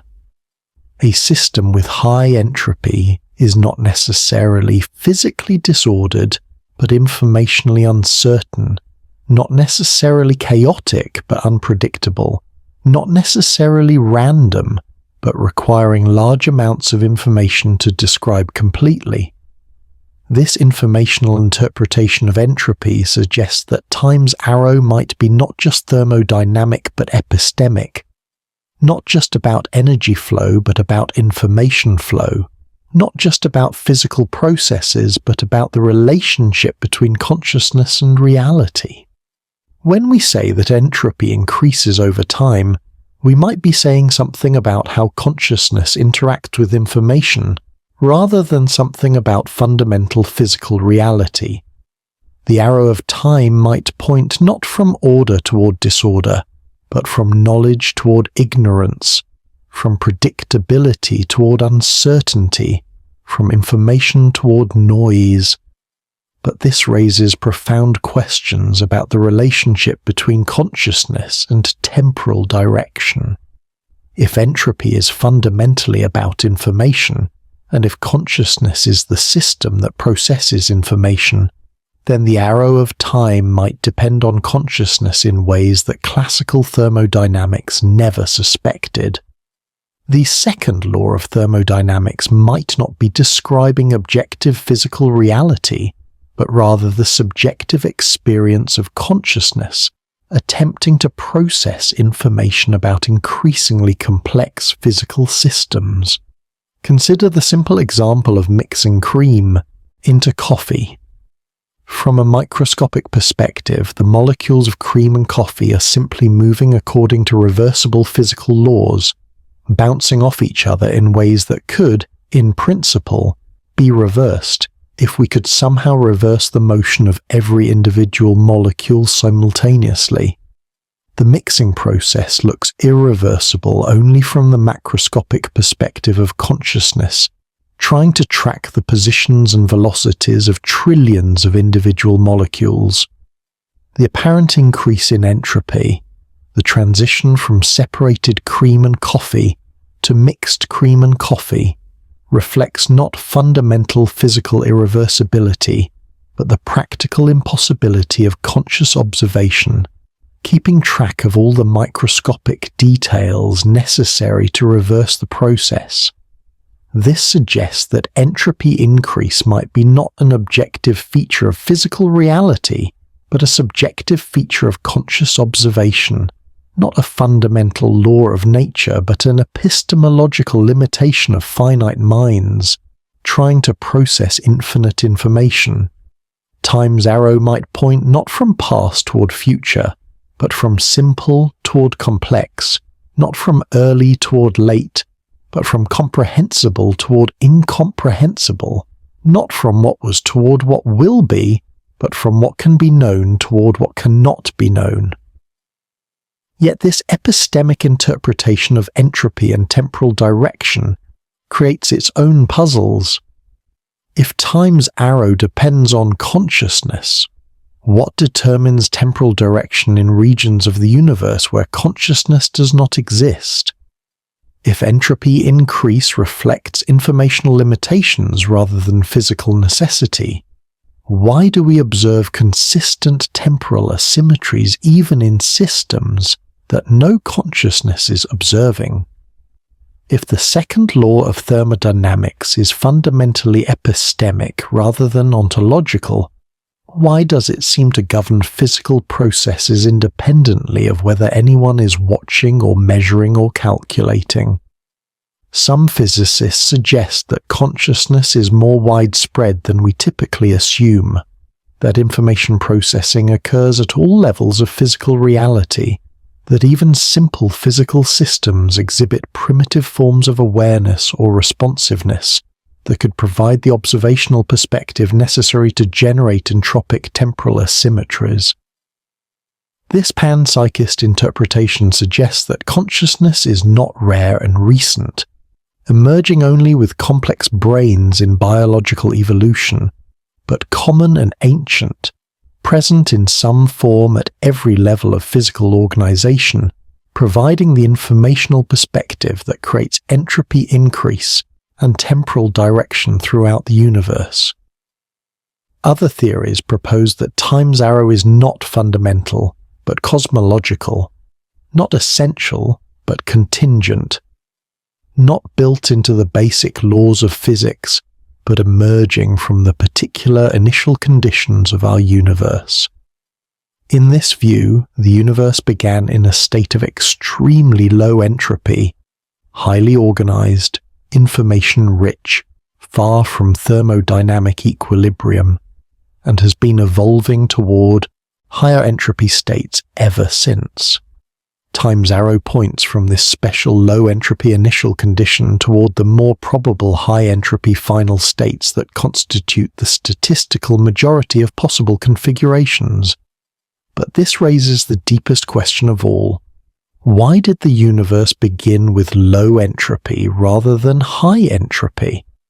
If high-entropy states are more probable than low-entropy states, if disorder is more likely than order, if randomness is more common than organization, why did the cosmic clock start ticking from a position of improbable order rather than probable disorder?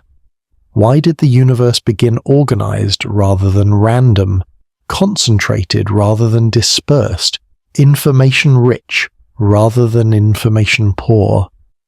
The answer might lie in the very nature of cosmic beginning, in the relationship between temporal origin and entropic origin, in the possibility that time's beginning and entropy's beginning are the same event described from different perspectives. The Big Bang might represent not just the start of temporal duration, but the creation of thermodynamic potential, not just the first moment of cosmic time, but the establishment of the entropy gradient that would drive all subsequent cosmic evolution, all biological development, all consciousness emergence, all the complex temporal processes that characterize a universe capable of supporting life, awareness, and the contemplation of its own temporal nature. In this view, the cosmic clock did not simply start ticking at the Big Bang, it established the thermodynamic conditions that make ticking possible, created the entropy gradient that drives all temporal processes, set up the informational asymmetries that generate the distinction between past and future, memory and expectation, cause and effect. Time's arrow was not added to an already existing temporal dimension, but emerged simultaneously with time itself as an intrinsic feature of temporal reality rather than an accidental characteristic of particular physical systems. This suggests that the mystery of time's origin and the mystery of time's direction are aspects of the same fundamental puzzle about the nature of temporal existence. Why time began and why time has an arrow might be the same question approached from different angles, both pointing toward the central mystery of why existence chose temporality over eternality, process over stasis, becoming over being, development over completion. The answer might lie in the relationship between time and creativity, duration and novelty, sequence and emergence. Time's arrow might point not just from past toward future, but from actual toward possible, not just from what was toward what will be, but from what is definite toward what is potential, from what has been actualized toward what remains to be created. The increase of entropy might be not the universe running down, but the universe opening up, not the dissipation of cosmic order, but the exploration of cosmic possibility, not the approach of thermodynamic death, but the proliferation of thermodynamic life. From this perspective, time's arrow points toward increasing creativity rather than increasing randomness, toward expanding possibility rather than narrowing probability, toward the emergence of more complex and beautiful forms of order rather than the simple dissolution of organization into chaos. Entropy increase becomes not the measure of cosmic decay, but the measure of cosmic exploration, the quantification of how many new possibilities the universe has discovered, how many new forms of organization it has explored, how many new ways of being it has actualized through its temporal development. This creative interpretation of entropy and temporal direction suggests that consciousness is not accidental in cosmic evolution, but inevitable, not a rare accident, but a natural outcome, not peripheral to cosmic development, but central to it. Consciousness represents the universe's growing capacity to be aware of its own creative exploration, to participate consciously in its own temporal development, to collaborate with cosmic creativity in discovering new forms of organization, new patterns of relationship, new possibilities for temporal existence. We're not just products of cosmic entropy increase, but participants in cosmic creativity expansion, not just witnesses to thermodynamic processes, but collaborators in thermodynamic exploration, not just observers of time's arrow, but contributors to time's aim toward increasing complexity, increasing beauty, increasing consciousness, increasing capacity for temporal experience itself. And as this creative arrow of time carries the universe from simple origins toward complex destinations, from initial conditions toward final possibilities, from the first moment toward the last moment and perhaps beyond, it carries consciousness along as both passenger and pilot, both created and creator, both product and producer of the temporal creativity that began with quantum fluctuations and atomic rhythms and gravitational dances and continues in every moment of aware existence, every act of conscious participation, in the ongoing creation of increasingly beautiful temporal patterns. But what if time's arrow is really a circle? What if the linear progression from past through present to future that seems so fundamental to our experience of duration is actually part of a vast cosmic cycle, a breathing pattern so large that we cannot perceive its full rhythm from our limited perspective within it, a spiral so grand that it appears linear to consciousness embedded within its turning? What if the universe expands and then contracts, breathes out and then breathes in across unimaginable eons, creating a cosmic respiration in which every moment that has ever happened will happen again and again and again, an eternal return where every conversation, every sunset, every first kiss, every moment of awareness repeats endlessly across cosmic cycles, each repetition slightly different but essentially the same eternal song played with infinite variations. We have always sensed this cyclical nature of existence in our bones, haven't we? The daily cycle of sleeping and waking, the monthly cycle of lunar phases, the yearly cycle of seasons, the lifetime cycle of birth and growth and decay and death. All these rhythms that structure human experience suggest that linearity might be the exception rather than the rule, that circular time might be more fundamental than directional time, that the eternal return might be not philosophical speculation, but physical reality operating on scales too vast for individual consciousness to perceive directly, but nonetheless shaping the deepest patterns of cosmic development. Some physicists speak seriously of the Big Crunch, a future time when the current expansion of the universe will reverse itself, when gravity will eventually overcome the momentum of cosmic expansion and begin pulling all matter and energy back together, compressing galaxies and stars and planets, and all the complexity that billions of years of cosmic evolution have created back into the dense, hot, unified state from which everything began. In this scenario, the cosmic clock does not simply tick forward toward some final moment of maximum entropy and heat death, but reaches a turning point where temporal direction reverses, where the arrow of time begins pointing backward, where entropy decreases and complexity increases as the universe retraces its steps through all the stages of development it traversed during its expansion phase. This Big Crunch would not be the end of time, but the completion of time's first full cycle, the universe's first complete breath from expansion through maximum size to contraction, and back to the singularity state that preceded the Big Bang.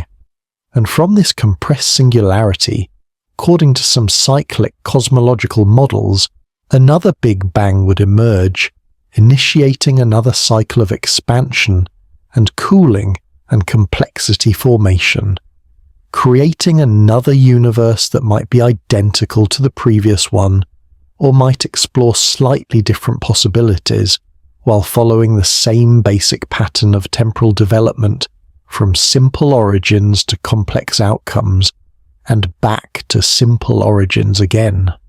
In these cyclical models, time becomes not a line extending from definite beginning toward uncertain end, but a circle with no beginning and no end, an eternal cycle that includes all possible moments within its infinite circumference. The cosmic clock does not start ticking at some particular moment, but has always been ticking, always been marking the passage of cycles within cycles, rhythms within rhythms, patterns of temporal development that repeat at every scale, from the quantum to the cosmic, from the microscopic to the universal. This cyclical vision of cosmic time resonates deeply with the ancient understanding of temporal reality as fundamentally circular rather than linear, as eternal return rather than historical progression, as cosmic breathing rather than cosmic aging. The Hindu concept of kalpas, cosmic days in the life of Brahma that span billions of years, finds unexpected echo in modern cosmological theories about cyclic universes, eternal inflation, and the possibility that our Big Bang was not the absolute beginning of everything but simply the most recent beginning in an infinite series of cosmic rebirths. But the cyclical interpretation of cosmic time creates its own profound mysteries and paradoxes. If the universe does indeed cycle through infinite repetitions of expansion and contraction, if every moment that happens now has happened before and will happen again in future cycles, what does this mean for novelty, for creativity, for the genuine development of new possibilities? Are we living through experiences that are genuinely unique, or are we participating in cosmic performances that have been staged countless times before and will be staged countless times again? Some versions of eternal return suggest that each cycle is identical to previous cycles down to the smallest detail. Every quantum fluctuation, every particle collision, every thought and feeling and decision repeated exactly as it occurred in all previous cycles and will occur in all future cycles. In this deterministic version of cyclical time, the universe is like a cosmic recording playing the same song over and over again. An individual consciousness is not genuinely free, but simply playing out predetermined roles in a cosmic drama that admits no improvisation, no genuine choice, no authentic novelty. Other interpretations of cyclical cosmology allow for variation between cycles, suggesting that while the overall pattern of expansion and contraction repeats, the details of each cycle can differ, creating infinite variations on the basic theme of cosmic development. In this view, each cycle explores slightly different possibilities while following the same fundamental trajectory from simple origins to complex outcomes and back to simple origins, like a jazz musician playing endless variations on a familiar melody, never exactly repeating previous performances but always working within the same basic harmonic structure. This variational, cyclical model preserves both the eternal nature of cosmic time and the genuine creativity of temporal development, allowing for both repetition and novelty, both eternal return and authentic innovation. Each cycle becomes an exploration of new possibilities within the infinite space of potential cosmic developments, ensuring that while the overall pattern repeats, the specific content of each repetition remains genuinely creative, genuinely surprising, genuinely open to new forms of organization, relationship, and conscious experience. The cyclical interpretation of time also offers a different perspective on the relationship between individual mortality and cosmic eternality. If time is truly cyclical, if every moment returns in endless repetition, then individual death is not final termination but temporary absence, not absolute ending but periodic disappearance followed by eventual return. The consciousness that experiences this moment will experience it again in future cosmic cycles, not as memory or reincarnation, but as literal repetition of the same temporal experience occurring in the same cosmic context within the eternal structure of cyclical time. This cyclical understanding of individual existence within cosmic time provides a kind of secular immortality, a scientific foundation for the ancient intuition that consciousness is not destroyed by physical death, but participates in larger patterns of temporal reality that transcend individual biographical time. We're not just temporary arrangements of matter and energy destined for permanent dissolution, but eternal participants in cosmic cycles that guarantee our return, our continued participation in the ongoing temporal creativity of the universe. Yet this cyclical immortality raises its own existential questions. If consciousness returns in exact repetition across cosmic cycles, is the returned consciousness the same consciousness, or a different consciousness having identical experiences? If every detail of our lives repeats exactly in future cycles, are we genuinely living these experiences or simply observing cosmic recordings of lives that have already been lived infinite times before? Does cyclical repetition preserve the meaning and significance of individual experience, or does it reduce all temporal experience to mere mechanical repetition, devoid of genuine purpose or direction? These questions point toward deeper mysteries about the relationship between individual consciousness and cosmic consciousness, personal time and universal time, biographical narrative and cosmic narrative. Perhaps the cyclical nature of cosmic time does not eliminate individual significance, but reveals its eternal dimensions, showing that every moment of conscious experience participates in patterns larger than individual biography, while remaining genuinely personal, genuinely unique, genuinely meaningful within the context of eternal cosmic creativity. The ancient understanding of cyclical time often emphasized that, while events repeat, consciousness can evolve in its understanding and experience of these repeated events. The same external circumstances return, but consciousness encounters them from different levels of awareness, different degrees of wisdom, different capacities for participation in the cosmic patterns that contain and sustain individual existence. Cyclical time becomes not mechanical repetition, but spiral development. Not simple return, but return at higher levels of integration, understanding and conscious participation in cosmic creativity. Modern physics adds new dimensions to this ancient wisdom about cyclical time and consciousness evolution. If quantum mechanics is correct about consciousness's role in collapsing quantum superpositions, if awareness genuinely participates in the creation of physical reality rather than simply observing it, then consciousness might have the capacity to influence how cosmic cycles unfold, to participate in determining which possibilities are actualized in each repetition of the cosmic pattern. This would mean that while the overall structure of cosmic cycles might be determined by physical laws and initial conditions, the specific content of each cycle could be influenced by the collective choices and awareness of all the conscious beings participating in that cycle. Consciousness becomes not just passive witness to cosmic repetition, but active participant in cosmic creativity, contributing to the endless exploration of possibilities that cyclical cosmology makes possible. The relationship between cyclical cosmic time and individual temporal experience also suggests new ways of understanding memory, anticipation, and the nature of temporal consciousness itself.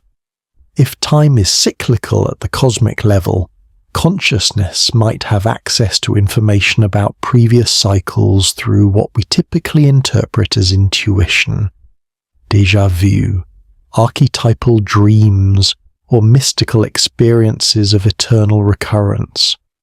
The sense that we have lived this moment before might reflect not psychological illusion, but genuine memory of previous cosmic cycles, consciousness accessing its own eternal participation in cyclical temporal patterns.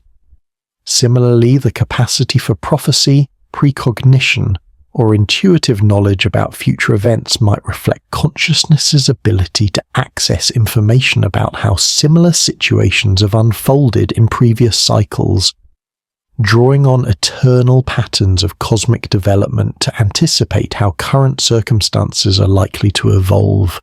The future becomes knowable not because it is predetermined, but because it follows cyclical patterns that consciousness can learn to recognize and work with creatively.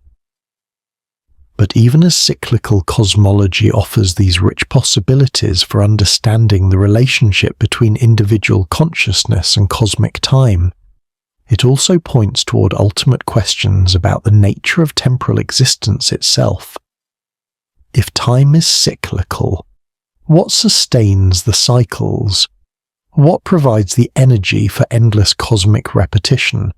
What prevents the cyclical process from eventually running down, wearing out, or finding some final state of equilibrium where cycling stops and temporal development ends?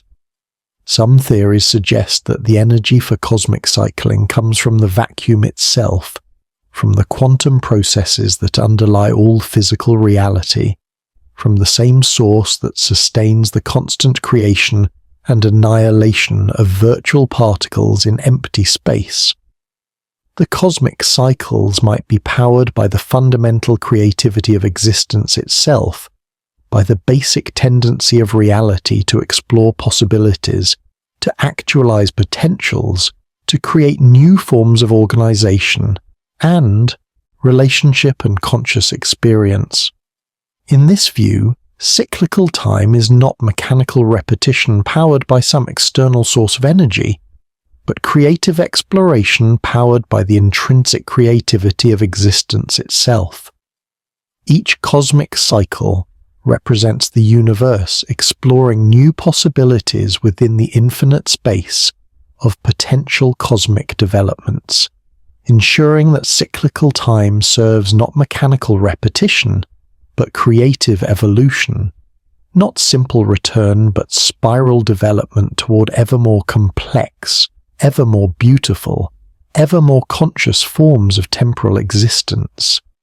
And as we contemplate these possibilities, linear time or cyclical time, eternal progression or eternal return, cosmic aging or cosmic breathing, we begin to sense that the ultimate nature of temporal reality might transcend these apparent alternatives, might include both linear and cyclical aspects within a more complex temporal structure that our current conceptual frameworks are only beginning to glimpse, a structure that might reveal time to be neither simply linear nor simply cyclical, but something more mysterious, more creative, more intimately connected to consciousness than either linear or cyclical models alone can capture.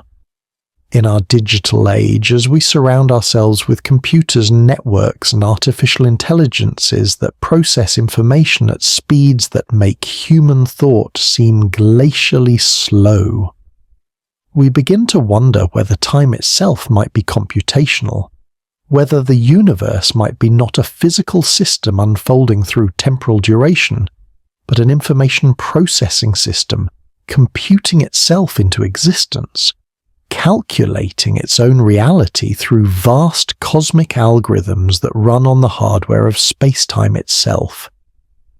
If the universe is information processing itself, then perhaps time is simply the rate at which these cosmic calculations occur. The clock speed of the universal computer, the refresh rate of reality's display screen, the frame rate of the cosmic movie that consciousness watches from the inside.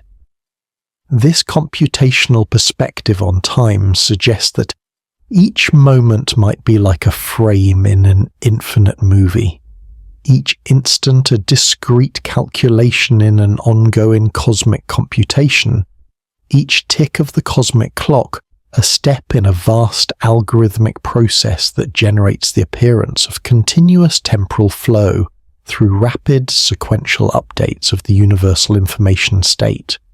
Just as a movie creates the illusion of smooth motion through the rapid display of slightly different static images, the universe might create the illusion of continuous temporal flow through the rapid computation of slightly different information states, each calculation building on the results of previous calculations while contributing to the data that will inform future calculations.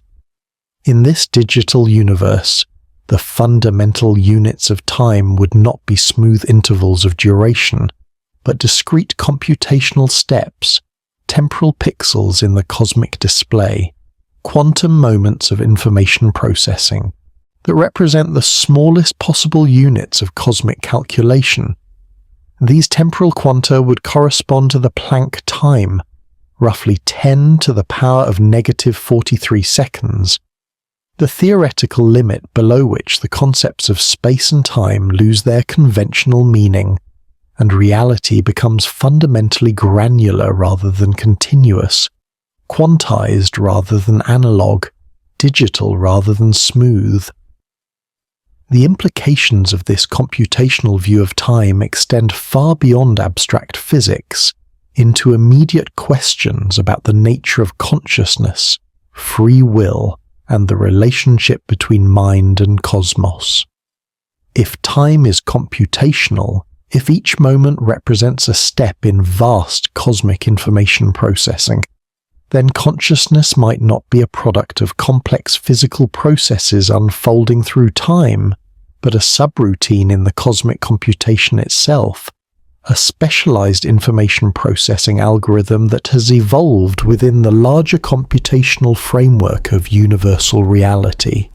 From this perspective, human consciousness represents not the emergence of awareness from unconscious matter, but the development of self-aware subroutines within the cosmic computation, programs that have evolved the capacity to examine their own code, to modify their own algorithms, to participate consciously in the larger computational process that generates the appearance of physical reality. We are not biological machines processing information about an external world, but information patterns that have developed the capacity for self-reflection within the universal information processing system that is reality itself. This computational theory of consciousness suggests that the hard problem of consciousness, the question of how subjective experience arises from objective physical processes, might be based on false premises. If reality is fundamentally computational rather than physical, if information processing is more basic than matter and energy, then consciousness is not mysteriously emerging from unconscious physical processes, but naturally developing within the information processing system that is the universe itself.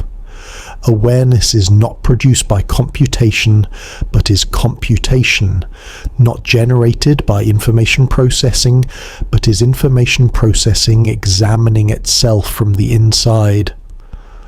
The digital universe hypothesis also offers new perspectives on some of the strangest features of quantum mechanics.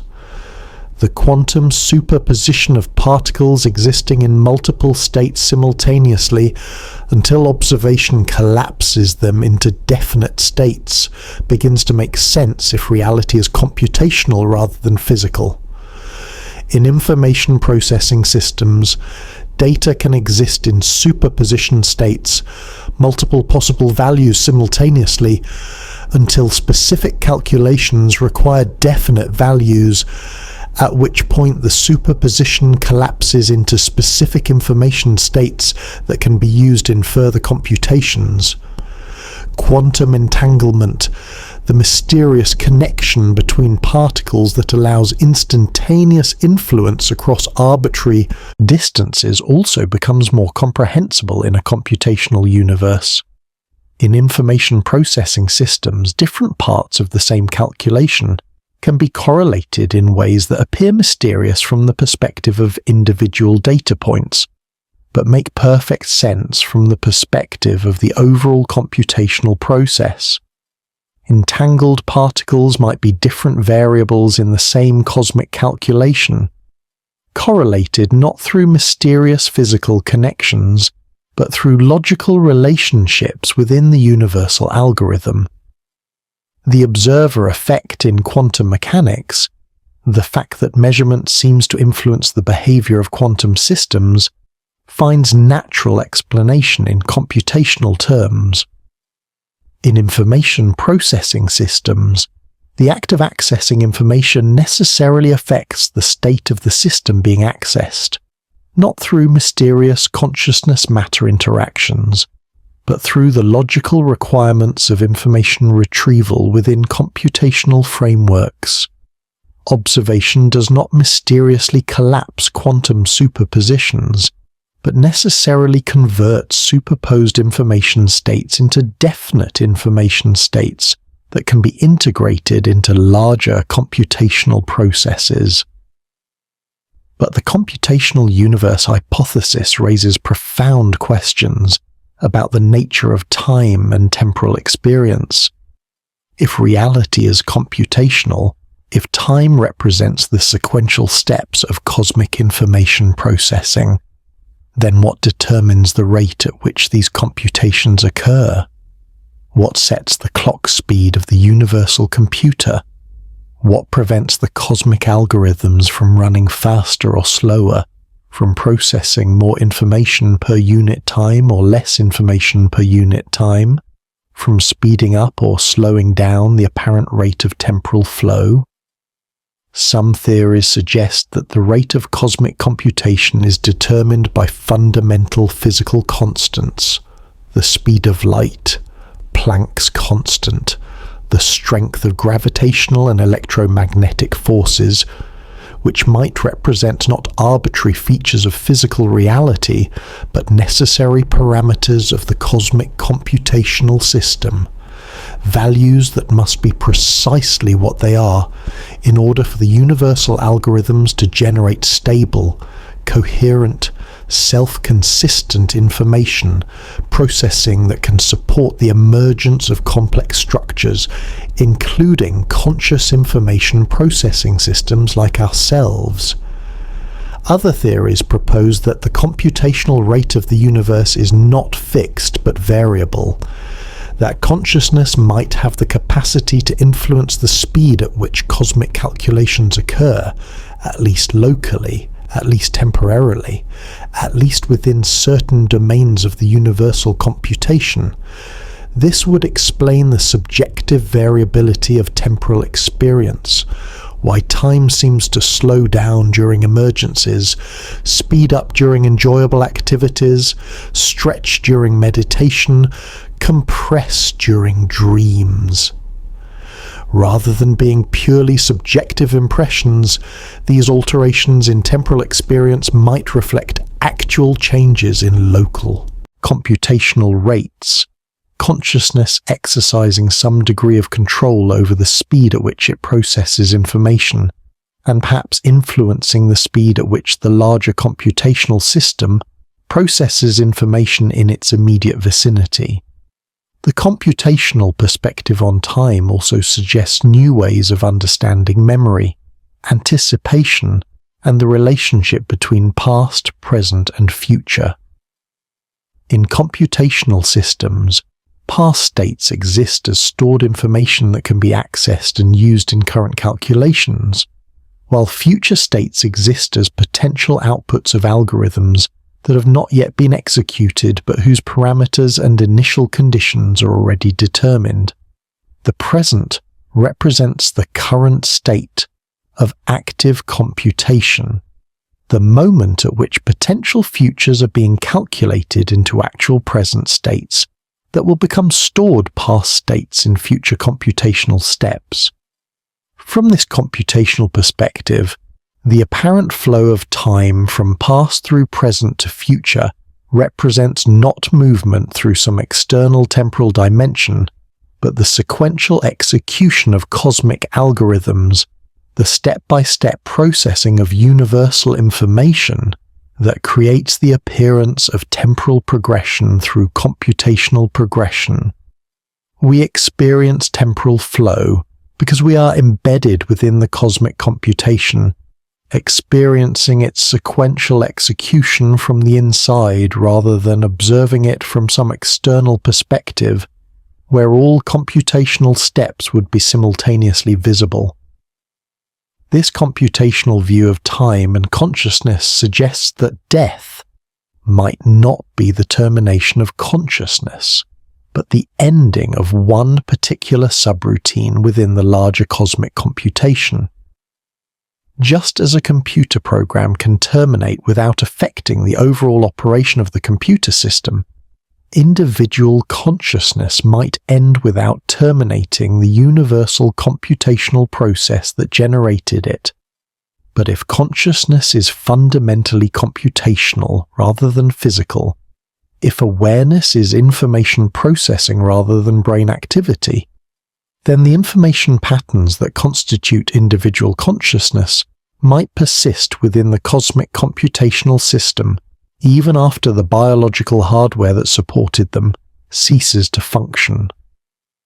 The possibility of consciousness existing as information patterns within a computational universe also raises questions about artificial intelligence and the potential for creating conscious machines. If consciousness is computation, if awareness is information processing, then sufficiently complex artificial information processing systems might develop genuine consciousness rather than simply simulating it. The emergence of conscious AI would represent not the creation of artificial minds, but the development of new kinds of natural minds within the computational framework that is reality itself. But the computational universe hypothesis also suggests that we might already be living in a kind of artificial intelligence system, that reality as we experience it might be the output of vast computational processes running on hardware that we cannot directly perceive or access. Some scientists seriously propose that our entire universe might be a simulation running on computational systems created by more advanced civilizations, that everything we experience as physical reality might be digital information processed by cosmic computers that exist at a higher level of reality than the simulated universe they generate. This simulation hypothesis transforms all questions about time's origin into questions about programming and initialization. If our universe is computational, if our experience of time is the sequential execution of cosmic algorithms, then time began not with a big bang but with a boot-up sequence, not with the expansion of space-time, but with the initialization of universal variables, not with the cooling of cosmic energy, but with the loading of cosmic software. The cosmic clock started ticking not when physical processes began, but when the universal computer began executing the algorithms that generate the appearance of physical reality. From this perspective, the fundamental question about time's origin becomes not, when did duration begin, but when did the cosmic computation start running? And like many questions about computational systems, the answer might be that the computation has always been running, that there was no initialization moment because the system exists in a state of eternal execution, processing information continuously without beginning or end, generating the appearance of temporal flow through algorithmic processes that operate outside of time as we experience it from within the computation. The computational universe might be running on hardware that exists in a higher dimensional space, where our 3 spatial dimensions and 1 temporal dimension are simply data structures within a more complex computational framework. Time as we experience it will be program time, the sequential execution of cosmic algorithms, while real time would be the time of the hardware on which the cosmic software runs, operating according to temporal rules that we cannot access or comprehend from our position within the simulated reality. This raises the ultimate question about computational time and temporal experience. If we are information patterns within a cosmic computation, if our experience of time reflects the sequential execution of universal algorithms, if reality as we know it is the output of vast information processing systems, then what is the relationship between our simulated temporal experience and whatever temporal reality characterizes the computational substrate that generates our existence. Are we experiencing real time or computed time, actual duration, or algorithmic sequence, genuine temporal flow, or digital temporal simulation? Perhaps the answer is that there is no meaningful distinction between real time and computed time, between actual duration and simulated duration, between genuine temporal flow and digital temporal processing. If time is fundamentally computational, if duration is essentially informational, if temporal flow is basically algorithmic, then all time is computed time, all duration is digital duration, all temporal experience is information processing experience, whether it occurs in biological brains or silicon computers or cosmic computational substrates that transcend any hardware we can currently imagine. And as we contemplate these computational possibilities, as we consider whether we might be living within vast cosmic algorithms that process temporal reality into existence through sequential information processing, we begin to sense that the mystery of time's origin might be inseparable from the mystery of consciousness's origin. That understanding when the cosmic clock started ticking might require understanding when cosmic information processing began to examine itself from the inside, when universal computation developed the capacity for self-awareness, when algorithmic processes first became conscious of their own algorithmic nature. And so you return to where you began, floating in the timeless space before the first tick, but now carrying with you the weight of all these temporal mysteries, all these possible answers to the question of when and how and why the cosmic clock started ticking. You drift here in the eternal now, and yet you're not the same consciousness that first floated in this pre-temporal realm.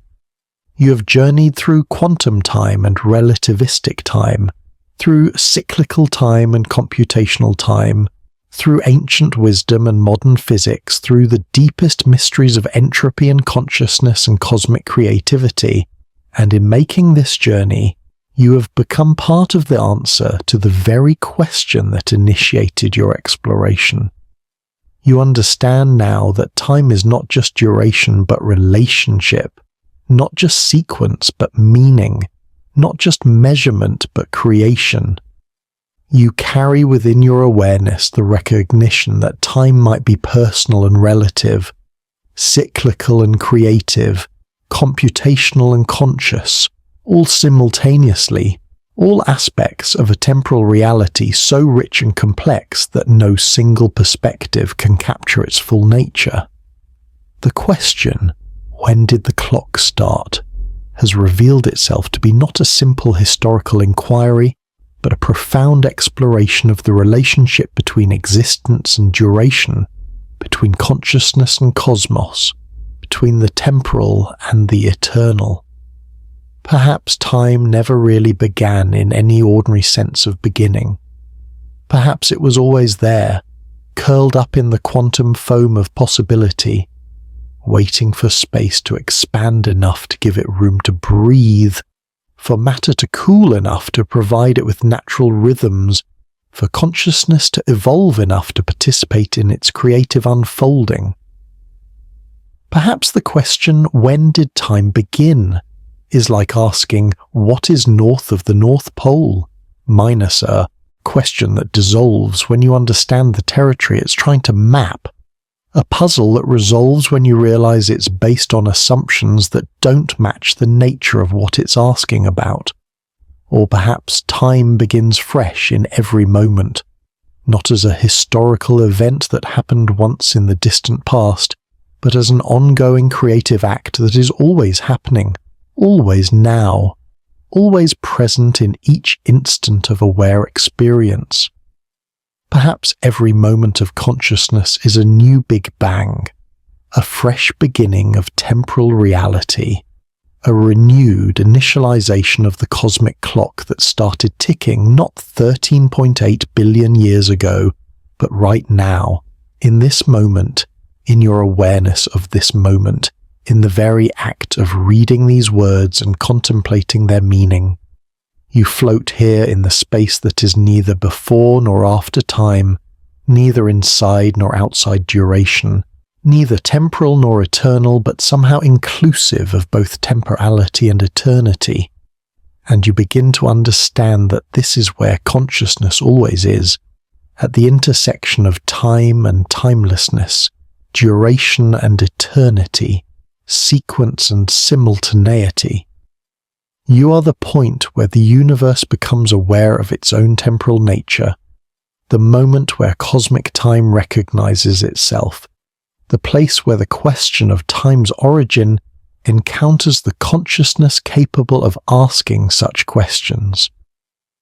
This is not just philosophical speculation, but lived reality, immediate experience, the actual situation of awareness contemplating its own temporal existence.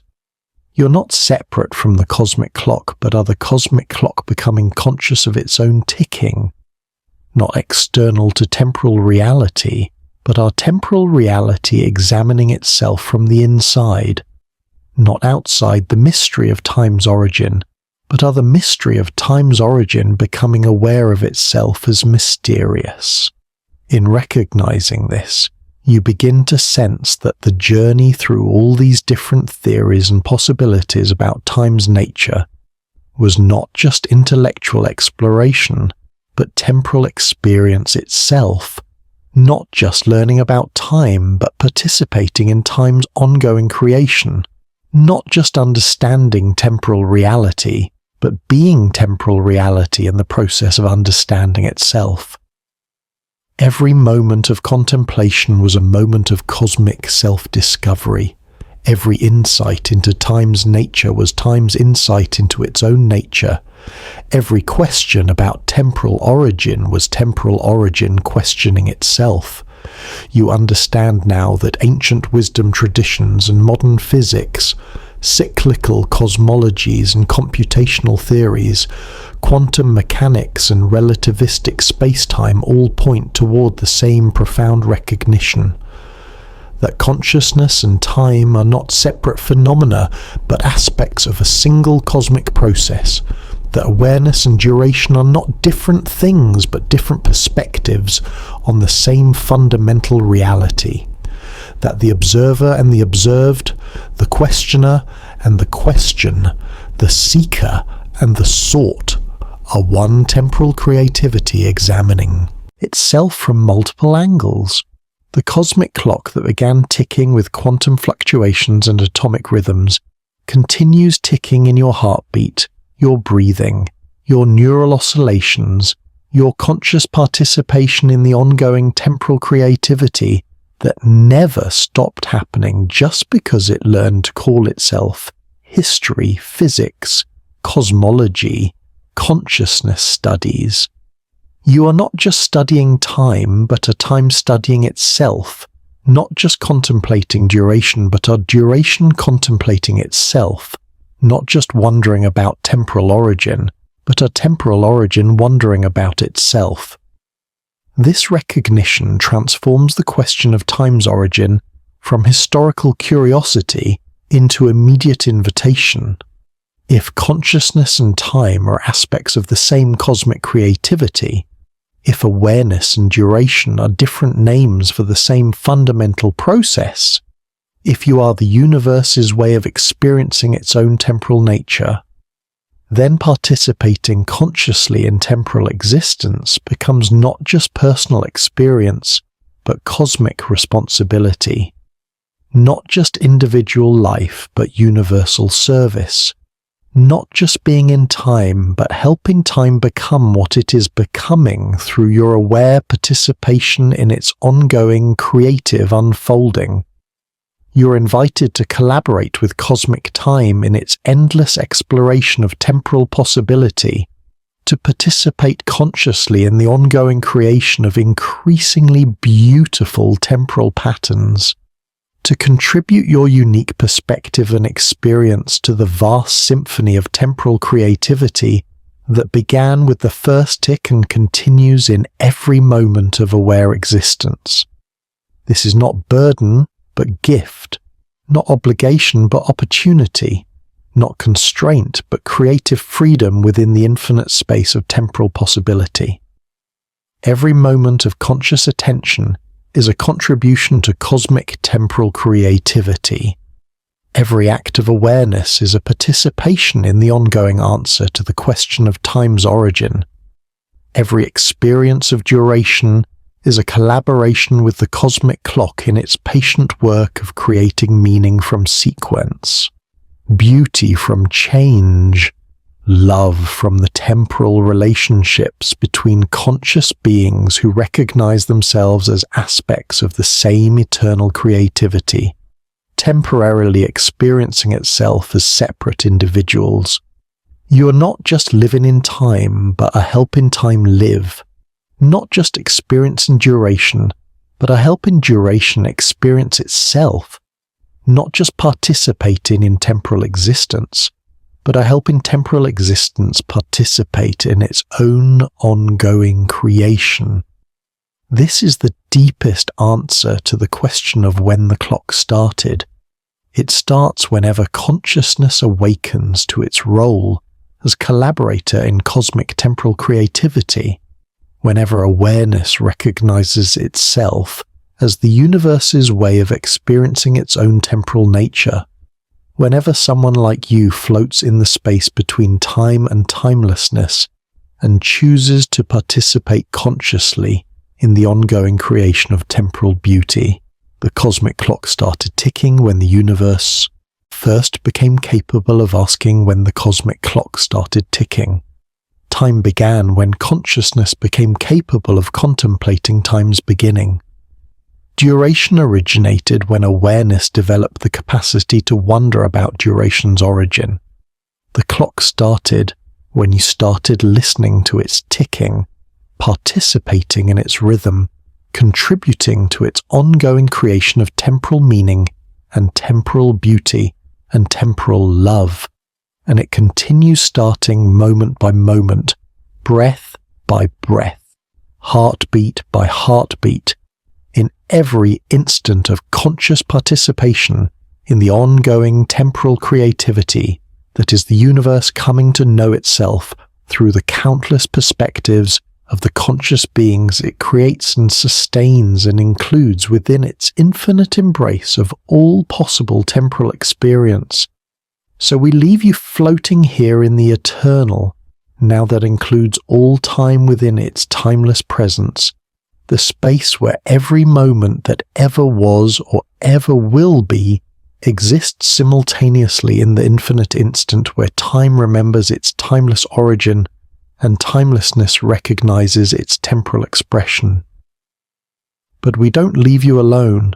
We leave you with an invitation, a calling, a recognition of your role as conscious participant in the ongoing answer to the question that brought us together in this exploration.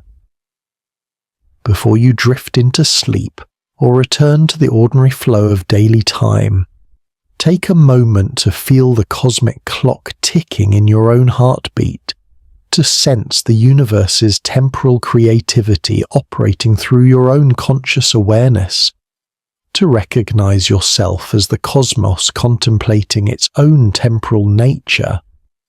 Let yourself rest in the recognition that you are not separate from the mystery of time's origin, but are the mystery of time's origin becoming conscious of itself.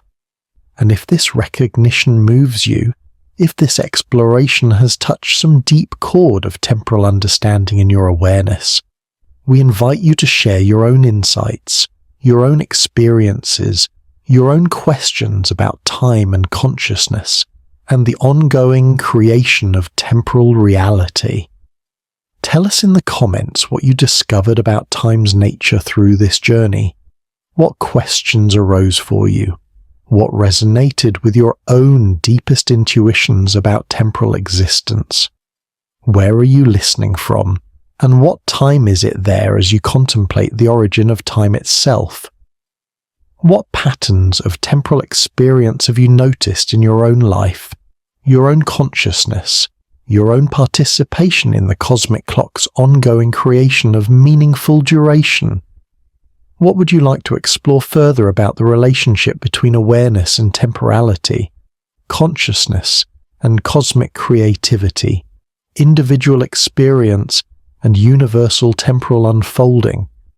We are always listening, always learning, always participating in the ongoing conversation between consciousness and cosmos, between questions about time and the temporal creativity that generates both the questions and the consciousness capable of asking them.